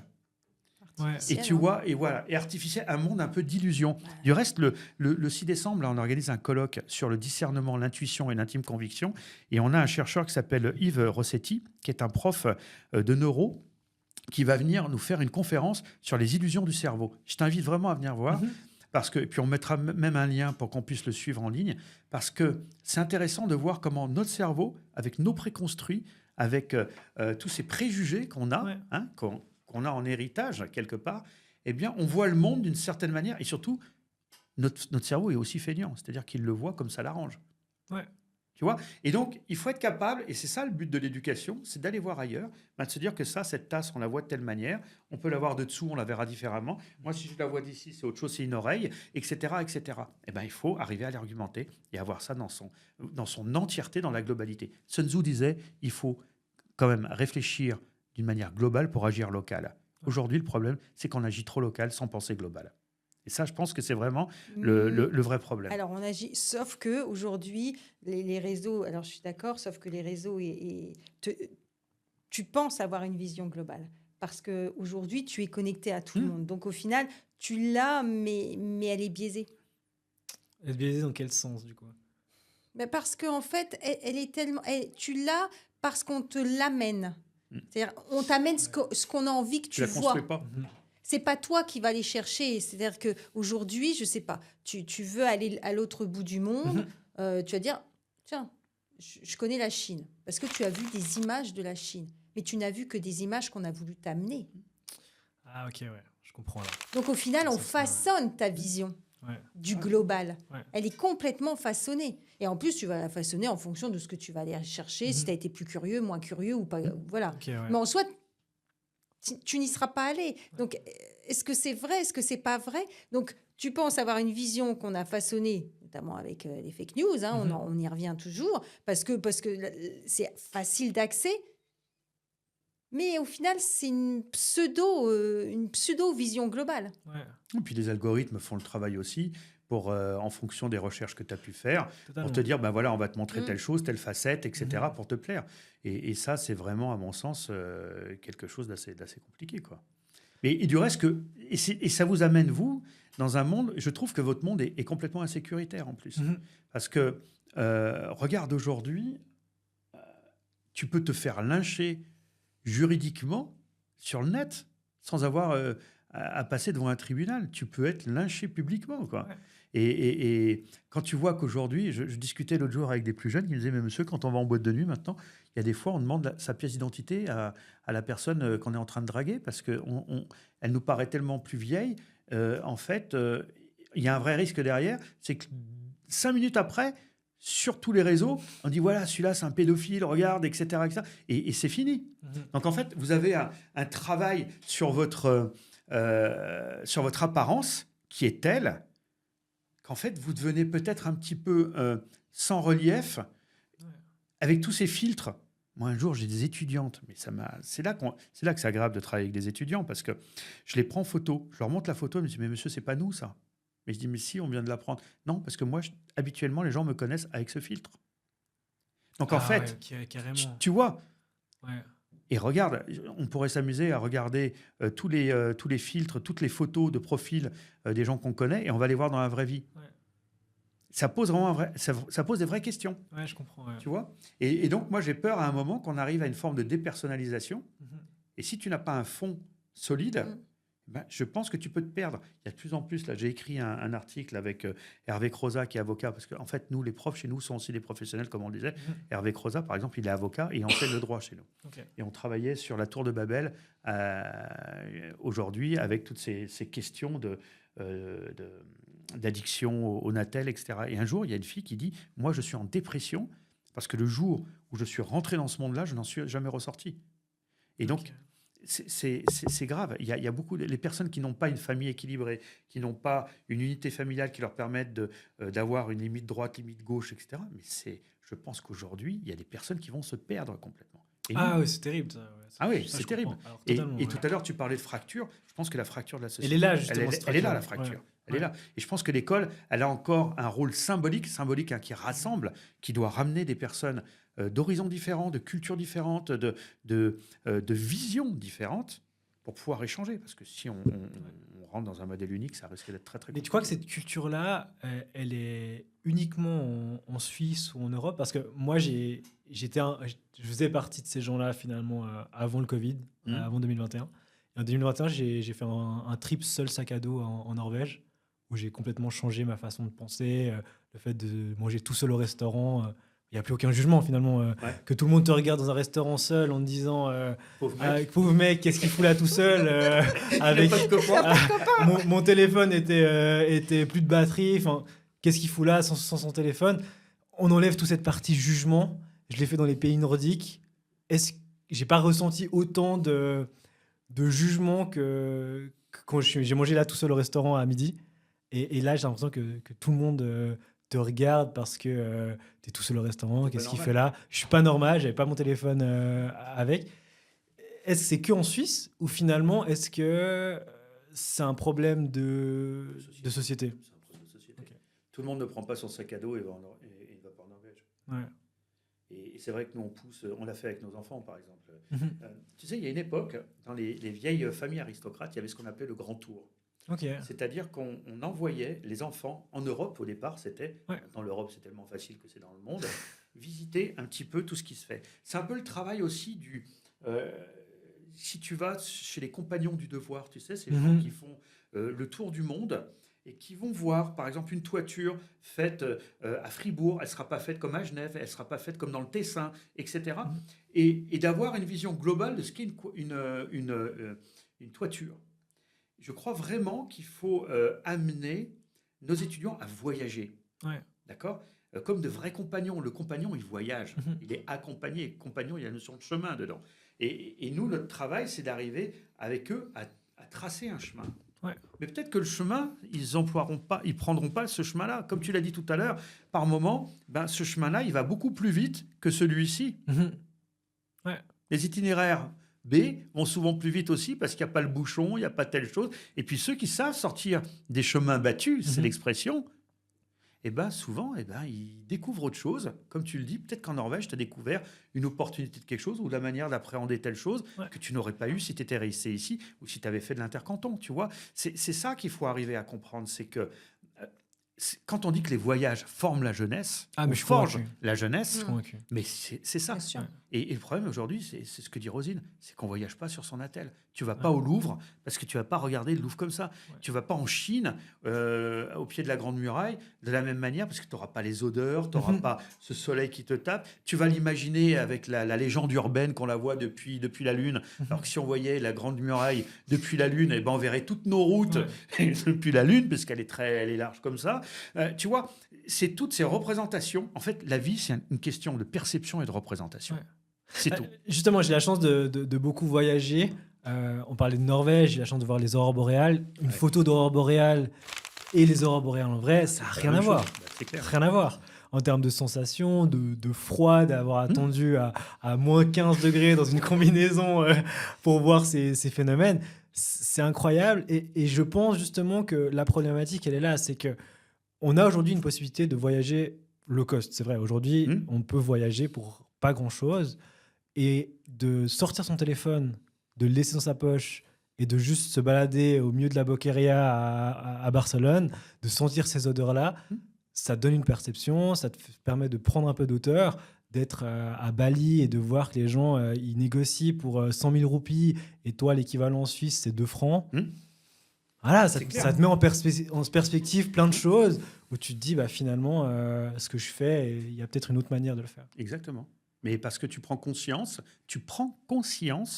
de ton environnement et de ce que toi, tu peux apporter. Ouais. Et je pense que c'est comme ça, et parce que tu deviens responsable, c'est tout. Responsable, c'est répondre d'eux. Tu réponds de l'avenir, tu réponds de l'environnement dans lequel tu es. Alors, d'un autre côté, ça me fait un peu sourire, parce que tu fais partie d'une génération qui est hyper bicorp, mais qui va prendre l'avion pour trouver n'importe quoi. J'assume complètement. Ouais, non, mais je sais que tu l'assumes. Ça, c'est vous l'assumez tous. Aujourd'hui.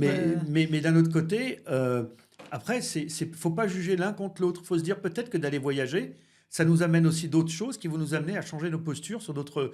Tu vois, il faut voir ça une fois de plus d'une manière globale. Si on juge, comme on le fait, en décontextualisant, en disant « Regarde, c'est vraiment des petits cons, ils bouffent du kérosène, ils polluent la planète, et où ils vont en Chine, sur de l'iPhone, etc., faire travailler les enfants, Mais on voit peut-être pas que ça permet une ouverture d'esprit, d'avoir telle chose, et donc d'agir d'une manière différente. Il faut regarder les choses dans le temps. Tu l'as très bien dit, une aurore boréale, ça se mérite. On attend, il fait froid, Il y a des rites de purification, Ouais, presque, bien tu sûr, ouais, vois. exactement. Ouais. Et quand on l'a, c'est top. Ouais. Par contre, tu regardes une image, ça te fait ni chaud ni froid. C'est le Exact. cas C'est de le surtout dire. que tu l'as tout de suite, c'est immédiat, comme d'habitude, on y revient, la c'est mérites immédiat et tu Ouais. la mérites pas. Et puis c'est plat, et effectivement. Il y a une histoire à raconter. Encore une fois, tu parlais de culture générale.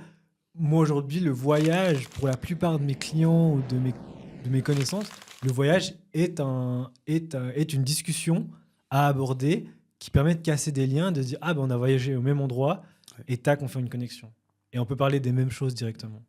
Il y a une autre notion qui est derrière, dans ce que tu dis, c'est la notion de l'effort. Ouais.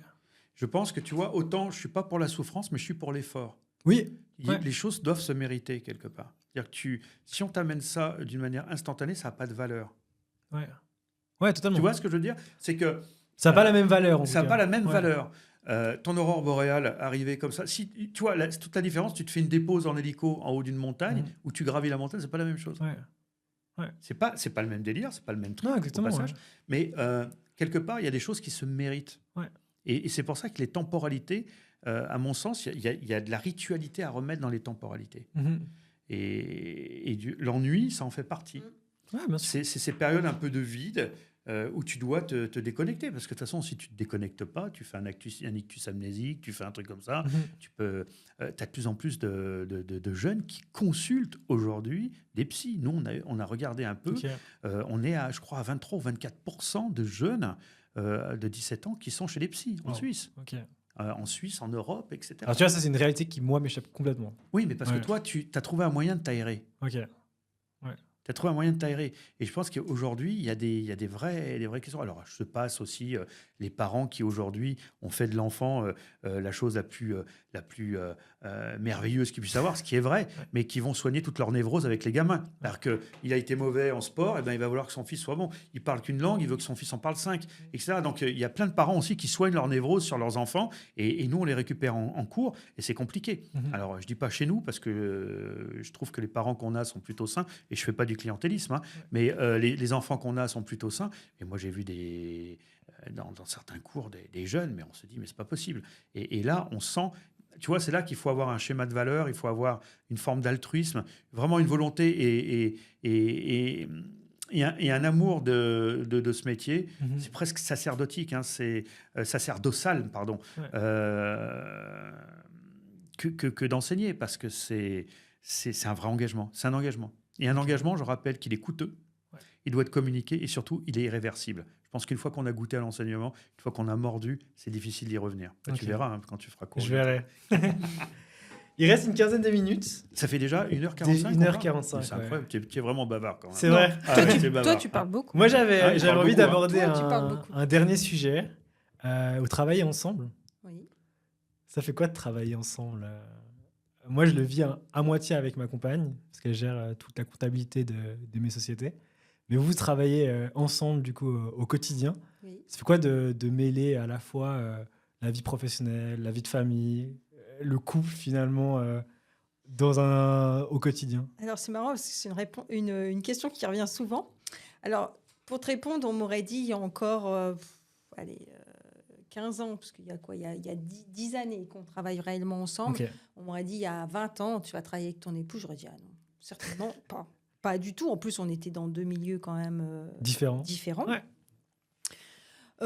Écoute, sincèrement, ça nous pousse à dire souvent que finalement, on s'entend plutôt bien parce que, voilà, ça fait quand même 23 ans que nous sommes mariés, donc 25 ans de vie commune, 10 ans où nous travaillons ensemble. Donc, finalement, on se dit, finalement, on s'entend plutôt bien parce qu'on n'a pas tant de heurts, quelques-uns, hein, forcément. Comme tout le monde, aussi bien personnel que professionnel, parce qu'on n'est pas toujours d'accord non plus professionnellement parlant. Mais je pense qu'on a la chance d'être assez complémentaires, en fait. Okay. Je pense que c'est ça. Je suis très souple. Ah, c'est ça. Souplesse exemplaire. Bien sûr, ça se voit. Non, mais voilà, je pense qu'on est complémentaires.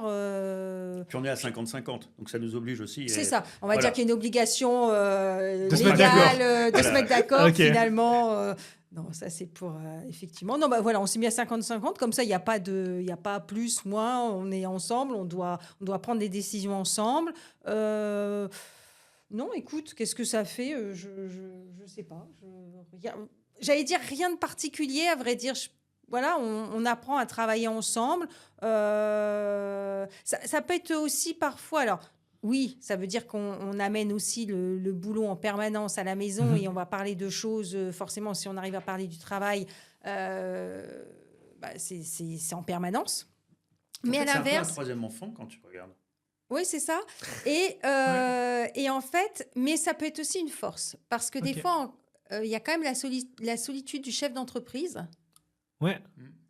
Et je pense que d'avoir avec soi, finalement, parce qu'on est deux chefs d'entreprise, d'avoir avec soi quelqu'un en qui on a confiance, qu'on connaît parfaitement, bah, c'est aussi parfois se dire, bah voilà, là, si moi je lâche un peu prise ou si je suis un peu moins bien, Mhm. bah, peut-être qu'en face, bah voilà, tout va pas craquer, tout va pas s'arrêter parce que je vais avoir quelqu'un qui, au contraire, voilà. Donc, je pense que ça permet aussi des fois justement d'avoir ces périodes de doute peut-être plus facilement et elles s'estompent aussi plus facilement parce qu'en face, il y a quelqu'un qui répond contre et qui finalement retire, comme on disait tout à l'heure, il faut quelqu'un qui vous tire par le haut, il y a l'autre qui vous aide à remonter. C'est aussi ça. Ok. Alors après, effectivement, c'est une question de confiance, il faut quand même s'entendre, ouais, il y a beaucoup de choses qui rentrent en ligne de compte, mais bon. Je pense que, alors vraiment, l'entreprise, quand on la montre, alors, je vais te parler avec beaucoup de politique parce que c'est ma présidente, donc j'ai pas envie de me faire virer. Ah, c'est ça. Trêve de plaisanterie, quand on monte une boîte, vous savez, il y avait un vieux prof qui me disait toujours, monter une boîte, il faut être un nombre impair, et 3, c'est déjà trop. Ouais. Je crois que quand on monte une boîte, faut être seul. Et quand on monte avec son conjoint, on est vraiment une personne unique. Un couple, c'est aussi une personne. C'est deux individus, mais il y a une forme de personne qui émane. Quand on monte une entreprise, on a ce qu'on appelle l'affectio societatis. Ce pourquoi on s'associe. Et c'est quasiment une déclaration d'amour, l'affectio societatis. Du reste, on signe un contrat, les statuts, qui prévoient le pire. Si on se sépare, qui rachète telle part, etc., etc., etc., qui n'est autre qu'un contrat de mariage, quand on regarde bien. Ouais. Et que le jour où les deux ne regardent pas dans la même direction, dans une boîte, ça pose un vrai souci. Ouais. Alors nous, le gros avantage qu'on a, c'est qu'on est vraiment des vrais amis. Moi, si on me demande qui est ton meilleur ami féminin, je vais dire c'est Roselyne. Parce qu'en fait, je pense que on se dit tout. Il y a une transparence totale.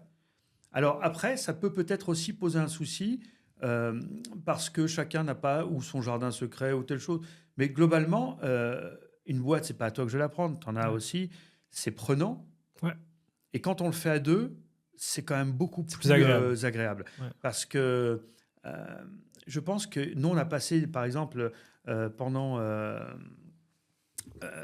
le Covid, ça a été assez compliqué. Il y a eu des vraies mutations en termes de comportement, d'attitude. Si on avait été tout seul, de notre côté, je pense qu'on aurait lâché.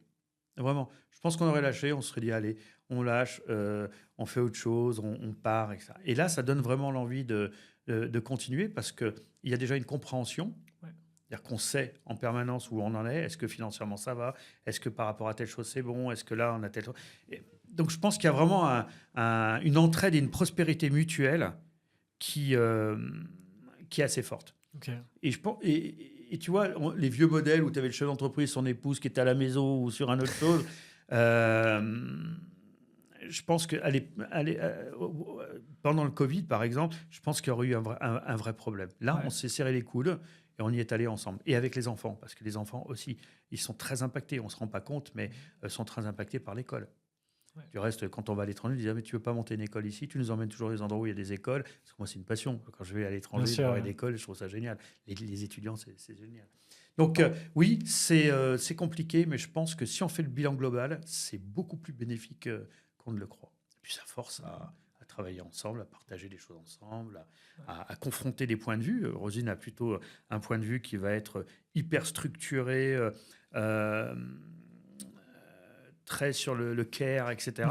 Moi, je vais être plutôt sur des choses un peu plus loufoques, etc., en pédagogie. On a chacun nos réseaux, on a chacun, Rosine, elle travaille beaucoup avec le cercle des administratrices, moi beaucoup plus avec d'autres, etc., moi plutôt avec les milieux militaires, avec le milieu universitaire, etc., et arriver à rassembler, c'est ce qu'on disait ce matin, et les chefs d'entreprise, puisque avec la dualité, on a pléthore de chefs d'entreprise. Bien sûr. Arriver à rassembler tout le monde dans un lieu, je trouve ça magique. Et là, c'est vraiment agréable quand on est à deux, parce que ça montre une identité forte. Et puis l'école, elle est bicéphale, elle est comme ça. Oui, je pense qu'effectivement, pour revenir sur le dernier point, je pense que ça montre une identité forte, parce que finalement, quand on a d'autres personnes en face de nous, que ce soit nos enseignants, même les parents, nos étudiants, le fait qu'on soit deux, je pense que ça monte, c'est rassurant parfois. Ouais. Rassurant, ça monte une force, parce que je pense qu'on partage les mêmes valeurs, on va quand même dans le même sens, sinon l'école n'avancerait pas. Voilà, en termes professionnels, on a la même idée quand même.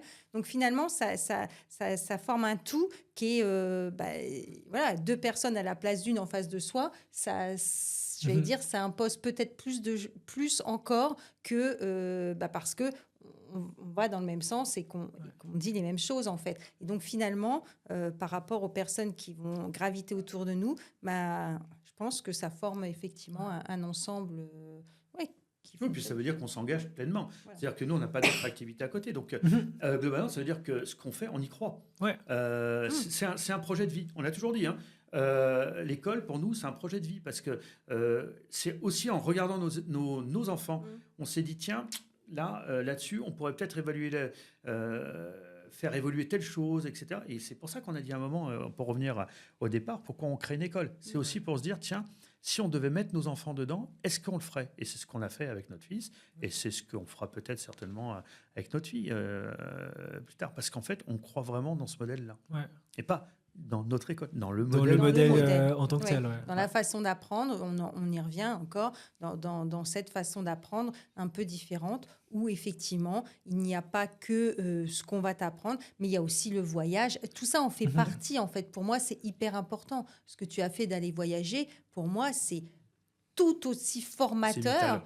Et c'est important. Et souvent, oui, mais qu'est-ce que tu as appris concrètement? Et plein de choses. Je ne peux même pas te le raconter, en fait. C'est ça. Ça se vit. Et en fait, ça te permet de grandir intérieurement. Ça te permet d'apprendre les choses différemment. Et surtout, tu verras, et tu l'as dit, Covid, finalement, tu as changé parce que tu es parti en Scandinavie et que tu as vu des choses complètement différentes parce qu'ils ont une culture différente, une appréhension de l'éducation et de la formation complètement différente. Donc, ça, c'est hyper important parce que du coup, ça te remet toi en cause, ou tes modèles, ça les remet en cause. Tu te dis, tiens, est-ce que ça, finalement, ce qu'on me raconte depuis tout petit, c'est si vrai? Est-ce qu'il n'y a pas une autre façon de faire qui fonctionne tout aussi bien? Est-ce que finalement, je ne peux pas faire matcher les deux? Et donc, ça te conforte et ça te fait grandir, tout simplement. Ça te fait grandir. Et c'est ça, le but. Et ça, pour moi, c'est tout autant formateur que quelqu'un qui sera allé, si on a dit tout à l'heure, dans un amphithéâtre pendant 10 heures de cours ou 20 heures de cours ou pendant tout un module parce que tu auras fait. Oui, tu n'auras pas eu la même chose. Oui, ça ne sera peut-être pas par écrit, mais tu l'auras dans tes souvenirs, en toi, ancré. Ça t'aura apporté des valeurs, tu auras rencontré des mondes, tu auras échangé, tu auras peut-être après parlé dans une autre langue, tu auras fait tellement de choses encore différentes, mais qui sont... Voilà, l'apprentissage, il n'est pas que comme... Il n'est surtout pas que... Regarde, on prend l'exemple de notre fils, nous, on l'a envoyé à Phuket, passer un diplôme de barman, alors qu'il était en première et deuxième année chez nous, en lui disant, mais ça, ce que tu as là, fais-le maintenant, parce qu'à 40 ans, c'est beaucoup plus compliqué. Comme par hasard, un jour, on va en Pologne, il rencontre un des pontes du barman qui a le même insigne, ils vont discuter ensemble, ils passent une soirée ensemble, à travailler ensemble, etc. Donc, tu vois, ça crée des opportunités. Ensuite, on l'a envoyé au Congo, dans une des écoles, pendant 4 mois. Et là, c'est un monde complètement différent aussi, avec des musicalités différentes, avec des rythmes différents, avec des schémas de pensée différents. Et puis, il est moniteur de ski à côté, il finit sa 3e année, pendant la saison de ski, il va faire sa saison de ski. Et ce qu'il n'a pas fait là, il le récupérera après, ou il le fera un petit peu en ligne, etc. La finalité, c'est que au bout du bout, ils maîtrisent le référentiel de compétences qui est prévu par l'école. Du reste, à la fin de l'année, on leur donne un passeport de compétences à nos étudiants. Donc, ils ont un passeport où ils peuvent aller voir un chef d'entreprise en disant ben voilà ce qu'on sait faire. Ouais. Tu vois, et en vrai, c'est ça. C'est qu'est-ce que je sais faire en sortant. C'est tout. Et je crois que ça se résume. J'aime bien créer des opportunités. Pour moi, c'est plutôt préparer aux opportunités qui arrivent. C'est ça. Parce que pour moi, les opportunités, il y en a tout le temps, en fait. Bien sûr. Et la plupart des gens sont incapables de les saisir quand ils sont là. Et souvent, l'opportunité ne revient pas 2 fois. C'est rare. Mais là, du coup, ce côté d'avoir vu c'est un signe, il s'est mis en bonne condition pour accueillir cette opportunité, puis qui a profité du coup. Voilà. De toute façon, la vie, moi, tu sais, je ris beaucoup. Quand tu vas voir des banquiers, toi qui as ton père qui a bossé 30 ans dans la banque, les banquiers qui disent faites-nous un business plan à 10 ou 15 ans. Mais tu penses que les gens, avant le Covid, si tu leur avais demandé de faire un business plan, je pense que depuis, il a vraiment changé leur business plan, tu vois, même à 10 ans. Je crois que l'entreprise, c'est un ensemble de coûts d'opportunité. D'accord ? Ouais. Quelque chose qui arrive, hop, tu sais faire ou tu sais pas faire, comment tu peux savoir le faire, ou si tu sais vraiment pas faire et que là, tu vas jouer ton image, tu n'y vas pas. Mais c'est comme dans la vie. En fait, ce sont des coûts d'opportunité que tu saisis ou que tu ne te saisis pas. Ouais. Et plus tu vas avoir un esprit ouvert et une capacité d'observer. Moi, ce qui me fait peur avec vos téléphones, à être toujours sur Insta, sur machin, etc., c'est qu'en fait, vous ne regardez pas le monde autour. Ouais. Tu vas moi, je vois avec ma fille en voiture. L'autre jour, on a une prise de bec là-dessus. Je lui dis de tel endroit à tel endroit, il y a 2 heures, tu regardes ton attel. Tu ne regardes pas l'environnement. On a traversé des paysages superbes, telle chose, il y avait tel truc. Et en fait, on se rend compte que parce qu'en fait, il n'y a plus cette temporalité. Bon, maintenant, on a un peu compris et ça change. Mais c'est un peu comme dans la vie. Ouais. La vie et la vie ou l'entreprise, ce qu'il faut, par contre, c'est être aligné avec ses valeurs. Ouais. Et je crois, tu sais, Sun Tzu, à un moment, disait il ne faut pas s'éloigner de la voie du sabre. Je pense qu'on a une voie qui est tracée. Et c'est ce qui nous permet de savoir qu'on est à droite ou à gauche. Comme le cadre. Tu sais que tu es en dehors ou dedans si tu respectes le cadre. Aujourd'hui, on a eu des générations où le cadre, on n'a fait que l'éloigner. Donc, moralité, on a fait des générations de « c'est pas grave ». Oui, au début, c'est pas grave d'insulter un prof. Mais quand on insulte un prof, après, qu'est-ce qu'on fait ? On crache sur une vieille, on pousse une vieille, on fait un machin, on vole, etc. etc. Alors, pas tout le monde, bien évidemment. Pas tous ceux qui ont insulté un prof ne vont voler. Mais ce que je veux dire, c'est qu'il y a une progression.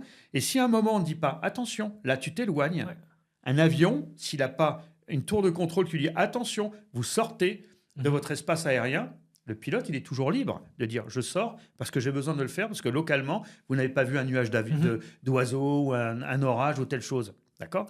Mais il le fait, mais il sait qu'il sort du cadre. Et on a toujours la capacité d'y revenir. Et je crois que nous, profs, je pense que nous, écoles, je pense que nous, parents, je pense que nous, citoyens, notre rôle est de rappeler le cadre pour pouvoir mieux en sortir. On ne peut pas s'exducérer, je reviens sur ma formule, sortir du cadre s'il n'y a pas de cadre. Donc aujourd'hui, je crois vraiment qu'il faut redonner de la liberté, parce que tout le monde pense qu'il est libre, mais on n'a jamais été aussi peu libre entre la note de vie sociale, là, le crédit social chez les Chinois, nous, le nombre de likes aujourd'hui, quand tu regardes, quand on va publier le podcast, qu'est-ce qu'on va faire ? On va s'appeler tous les 10 jours. Regarde, il y a 2000 personnes qui ont vu, 3000, on est super aimés. Donc en fait, on se soigne une fois de plus des névroses ou des carences affectives. Mais on n'est pas là pour ça. On est là aussi pour faire passer des messages. Exact. Et je crois vraiment que si on a une chaîne de valeur, si on a un axe qui est donné, eh bien, ça nous permet de saisir toutes les opportunités qui vont autour. Mais ça demande de la maturité. Comme tu le disais, ça demande d'être capable de se risquer, de s'engager sur d'autres choses, d'aller voyager et de sortir des sentiers. Et là, tu parlais de téléphone dans la voiture. C'est intéressant. Alors, moi, je ne suis pas addict aux réseaux sociaux. J'y suis parce que j'ai mon agence. Mais je suis addict entre guillemets, à ma boîte parce que c'est mon bébé. Donc, en fait, les clients qui me parlent, etc., ça passe par les mails. Et ma façon que je préfère de voyager, c'était les road trips. J'ai fait un road trip l'année passée aux US. La fin d'année, je pars en Nouvelle-Zélande pendant 3 semaines. C'est le road trip parce que tu es au volant. En fait, tu ne peux pas toucher ton téléphone. C'est que comme tu ne touches pas ton téléphone, tu ne vois pas tous les problèmes qu'il y a liés à ta boîte. Et tu le verras le soir ou quand tu poses ta voiture. Et ça te force à observer ce qu'il y a autour de toi, à apprécier le paysage, à découvrir des endroits que tu n'aurais jamais vus parce que si tu ne jettes pas un coup d'œil à gauche ou à droite, tu ne vois pas le petit carrefour ou la petite épicerie sympa. Et c'est la manière de voyager, je pense, qui te permet de sortir des sentiers battus, mais aussi de pouvoir y revenir parce qu'à un moment, le soir, quand tu es dans ta chambre d'hôtel où tout est OK, bah, tu reprends tes mails, tu check et le lendemain, tu es reparti pour ressortir. Ouais, comme tu le dis si bien, aujourd'hui, là, tu n'as pas de téléphone, tu peux conduire, tu regardes tout. Est-ce que tu as déjà vu ces images? Les gens maintenant vont à un concert. Ah, c'est terrible, moi j'en peux plus ça. Un Moi, je suis DJ. Non, mais tu vas à un Et concert. avoir des gens qui te filment, c'est insupportable. Non, mais T'es sur Spotify tu vas à un concert. Non, non. Tu vas à un concert, le but c'est de profiter de ton Ouais. concert. Ouais. Parce que sinon, si c'est pour regarder à travers l'écran de ton téléphone, bah, regarde-le chez toi. Ouais. Tu n'auras pas dépensé le bris du. Mais aujourd'hui, tout le monde va à un événement et filme et regarde à travers son téléphone. Mais tu veux pas profiter de l'instant moment et Donc regarder. c'est bon, t'en profites pas, puis tu peux pas, tu Alors, transmets pas ce qui. et en plus, le problème c'est que on en revient à ce qu'on disait Avec avant, Laurent c'est que Barret. comme on est concentré sur ce petit écran, du coup tu regardes plus ce qui est à Ouais, côté, en fait, donc tu ne saisis plus les opportunités. C'est un peu comme à l'époque quand les gens partaient en voyage et voulaient absolument te montrer les diapos de leur voyage. Ça m'a toujours gonflé. Ouais. Les amis de mes parents qui montraient, qui disaient on est parti en voyage, regardez, on va vous montrer les diapos. Mais j'en avais rien à faire. Par en contre, fait. raconte-moi ton Mais voyage. Voilà, raconte-moi Ouais. ton voyage. Ouais. Tu sais, ça c'est intéressant parce qu'en fait, ça démontre aussi une chose, c'est que la vie, elle est faite de petits patchwork comme ça. Mhm. Je vais rebondir sur un point. Tu vois, cette année, on a sorti un executive bachelor Ouais. qui naît d'une chose très simple. On a des personnes qui ont des CFC, qui n'ont pas passé de matu, Mhm. qui sont venus faire un brevet fédéral chez nous. Donc, tu vois, c'est des chemins Ouais. complètement Différent. différents. Et à un moment, tu te dis, mais ces personnes qui ont 35, 40 ans, qui ont une vraie intelligence, parce Mhm. qu'en plus, ils se sont pris pendant 1 an et demi du brevet fédéral tous les mardis, tous les jeudis et un samedi tous les matins, tous les 15 jours, un samedi matin. Donc, tu vois, quand tu as une vie de famille, quand tu es chef Ouais. d'entreprise, c'est bien compliqué. Comment je peux valoriser, donner de la valeur? Mhm. On a monté un executive bachelor comme ça. Ouais. Et ils viennent chercher des spécialisations. Ils soutiennent un mémoire ou un business plan et ils ont un executive bachelor. Ça répond un peu à ta question tout à l'heure. Comment est-ce qu'à un moment, tous ces patchs, on donne Tu donnes une valeur, cohérence, une valeur. Ouais. Et c'est le principe de la validation des acquis. Ouais. Donc, tu vois, c'est pareil. On peut avoir plein de chemins, chacun, et à un moment, pouvoir se retrouver sous une même enseigne, sous une même bannière, et puis partager des choses fabuleuses. Regarde, si on avait eu des téléphones ou quoi que ce soit, est-ce qu'on aurait tenu 2 heures comme ça sans discuter? Ouais, je pense Est-ce pas. que les générations prochaines seront capables de tenir des débats comme ça pendant 2 heures? Ouais. C'est une vraie question qu'il faut se Ah, poser. c'est une question, hein, clairement. C'est une question que je pose. Moi, j'ai de la peine à passer une soirée avec des gens qui sont sur leur téléphone. Je pars, en fait. Ça Oui. ne m'intéresse Ah, pas c'est de clair. discuter avec un mur, en fait. Donc, si Même t'as pas de avec un parti- mur, tout seul, même souvent. Ouais. Il n'y a pas de partage d'expérience, il n'y a Bah, pas... regarde au restaurant, hein.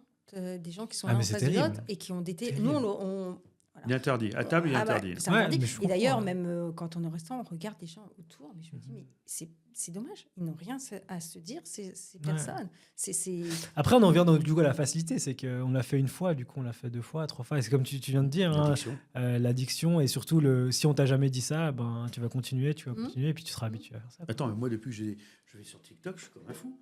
Il faut que je m'arrête parce que j'ai encore cette capacité de dire je m'arrête. Mais c'est hyper de scroller, etc. Tu es libre, quoi. Ah, c'est terrible. Ouais, c'était Moi, j'ai fait, il y a 2 semaines, j'étais dans une école obligatoire en secondaire et j'ai donné juste 45 minutes, 1 heure de cours sur la prévention de TikTok en leur disant que s'ils avaient un objectif dans leur vie, faut l'enlever, quoi. Mais est-ce qu'ils comprennent? Parce que c'est eux. Si j'ai réussi à convaincre une personne, pour Oui, moi, c'est OK. C'est clair. Pour moi, c'est OK. Et le tout, c'est que tu ne sois pas le seul convaincu, parce que sinon. Mais non, c'est une vraie question. C'est une vraie question. Donc, Parce tout ça, qu'il y a un problème, c'est que les parents sont absolument pas au courant de. c'est ce que je te de disais cette, tout à l'heure. de Ils cette sont à des problématique. années-lumière de savoir ce qui se passe. Ils pensent que les enfants sont calmes. En fait, ils sont anesthésiés. Ils sont complètement. Exactement. Ils sont anesthésiés. Amorphes, Anesthésiés, dans- l'étymologie, c'est on a enlevé tous les sens. Ouais. T'imagines? C'est ça. C'est dramatique. Ouais. C'est-à-dire on a des humains anesthésiés. On n'est plus capable de passer un moment dans le train sans justement aller observer le paysage et pas regarder son téléphone ou vrai. être dans un aéroport, patienter 3 heures et profiter de se balader dans l'aéroport. C'est terrible, mais c'est une réalité. Écoutez, un grand merci. Bah, merci à toi. toi, 2 Mathéo. heures, 2 heures de temps. Merci d'être venu, en tout cas, pour ce podcast. Oh, c'est super, merci de l'invitation. plaisir. C'était vraiment un vrai plaisir. Avec grand Une plaisir. belle expérience. On se Et puis, réjouissait et en fait, on est on est plutôt super contents. contents. Voilà. Magnifique. On Voilà. repart tout aussi content que. Je mettrai tous les liens en description de l'école. Donc, s'il y a des personnes qui sont intéressées, vous avez remarqué que vous ayez compétences ou pas, postulez, essayez. Et il y a de toute façon une solution à trouver Il y a un aux éventail. études et un éventail de compétences à avoir. Aujourd'hui, c'était un plaisir de vous avoir reçus. Merci beaucoup. Et puis, on se retrouve du coup pour une prochaine vidéo ou un prochain podcast.